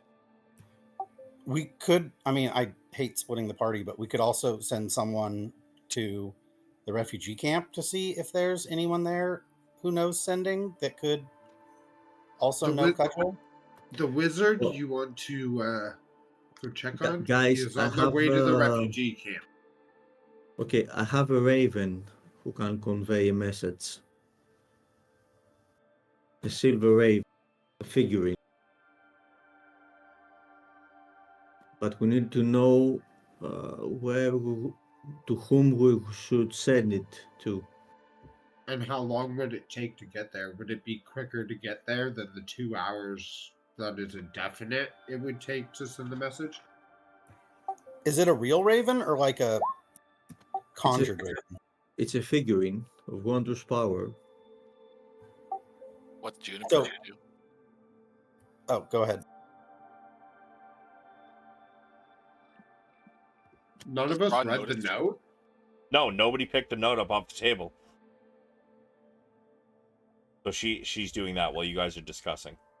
Jesus. Okay, what's Bjorn, the read it note? over her shoulder. She finishes reading and she hands it to you, Padraig, since you're the closest one.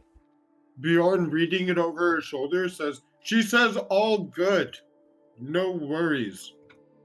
You're on the other side. Like, I don't know. Do you want to roll a deception here? Like, you're not even No, close to that's- Juniper. That's Bjorn just guessing what it read, because somebody wrote Bjorn reads over her shoulders. So yeah, Padraig, this note says. So- This note, it says, I have no choice.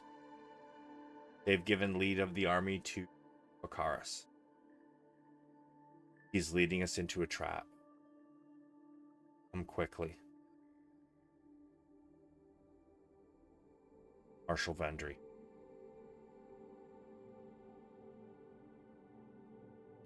Whoa.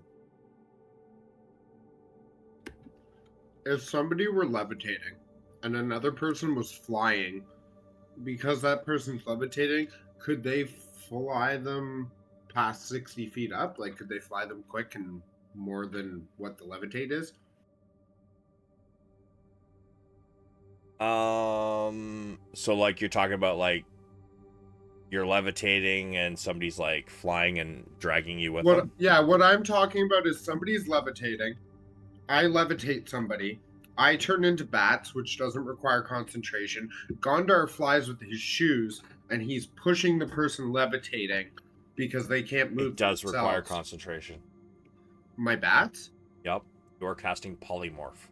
No, my thing says it doesn't require concentration. Hold on. Post for While me. wearing this, you can cast concentration on yourself while in form of bats. Oh. You want to try that again?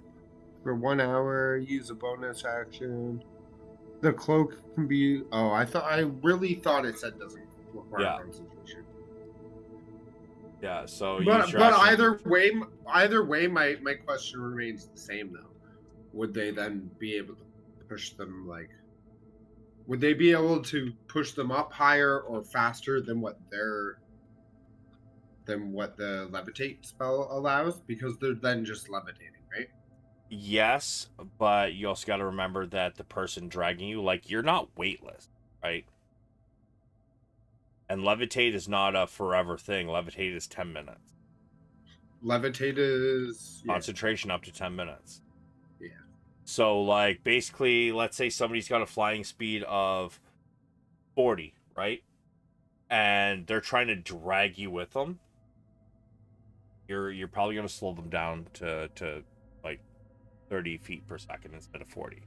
So it's basically gonna because they're trying to drag your ass with them. It's causing drag with the fly speed. Fair enough. I was just trying to figure out a way we could all just start flying right for her, but never mind. I'll defer to the Especially at 10 minutes per spell, and it's a level 2 spell.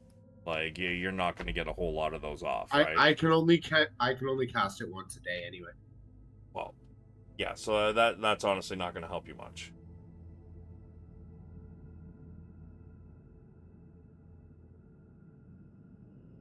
So, Padraig, you've read the letter. I don't believe you told the others, but now that you've read it, what would you like to do? I'm gonna hand it to Bronn. And now that Juniper's read it, I'm gonna look at her like with a oh shit look on my face. I hand it over to Gondar after I read it, and I kind of gesture to him to just read it and keep it quiet. Bjorn's looking confused because everyone's reading something he cannot.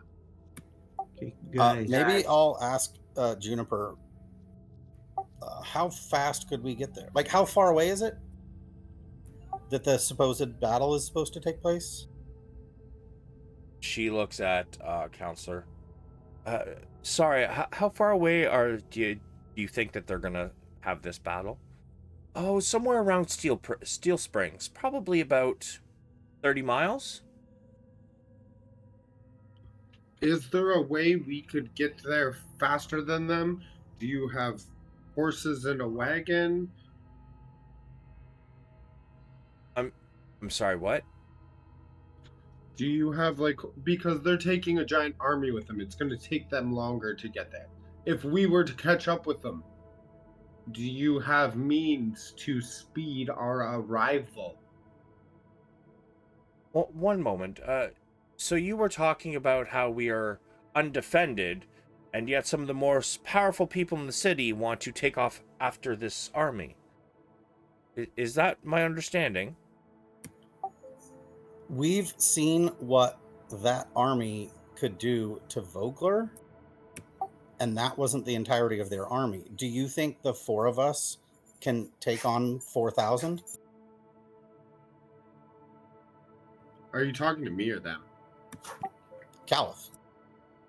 Or was that Caliph that said that? Yes, it was Caliph that said that. Yeah, then that I reply to Caliph. Well, sorry, can you Can you reiterate the question?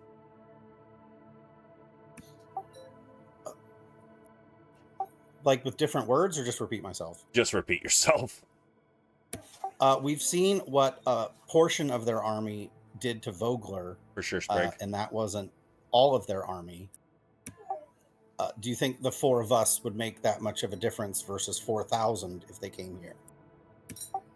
Also, you said Kalaman has never fallen and can't fall, so now you're concerned? Either you need us, in which case you never should have sent the army away, or you don't need us because Kalaman is fine and is not going to get attacked. I would like to aid him in this convincing of him. By saying what? And Bakaris cannot be trusted. If you are putting him in charge of anything, I can't leave Cudgel to die again. Padraig, you get the roll. Advantage. Persuasion.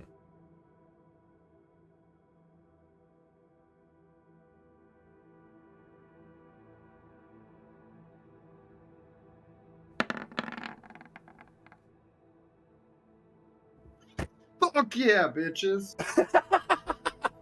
As Bjorn says this, all the other counselors are like acting like teenagers. Ooh, you know.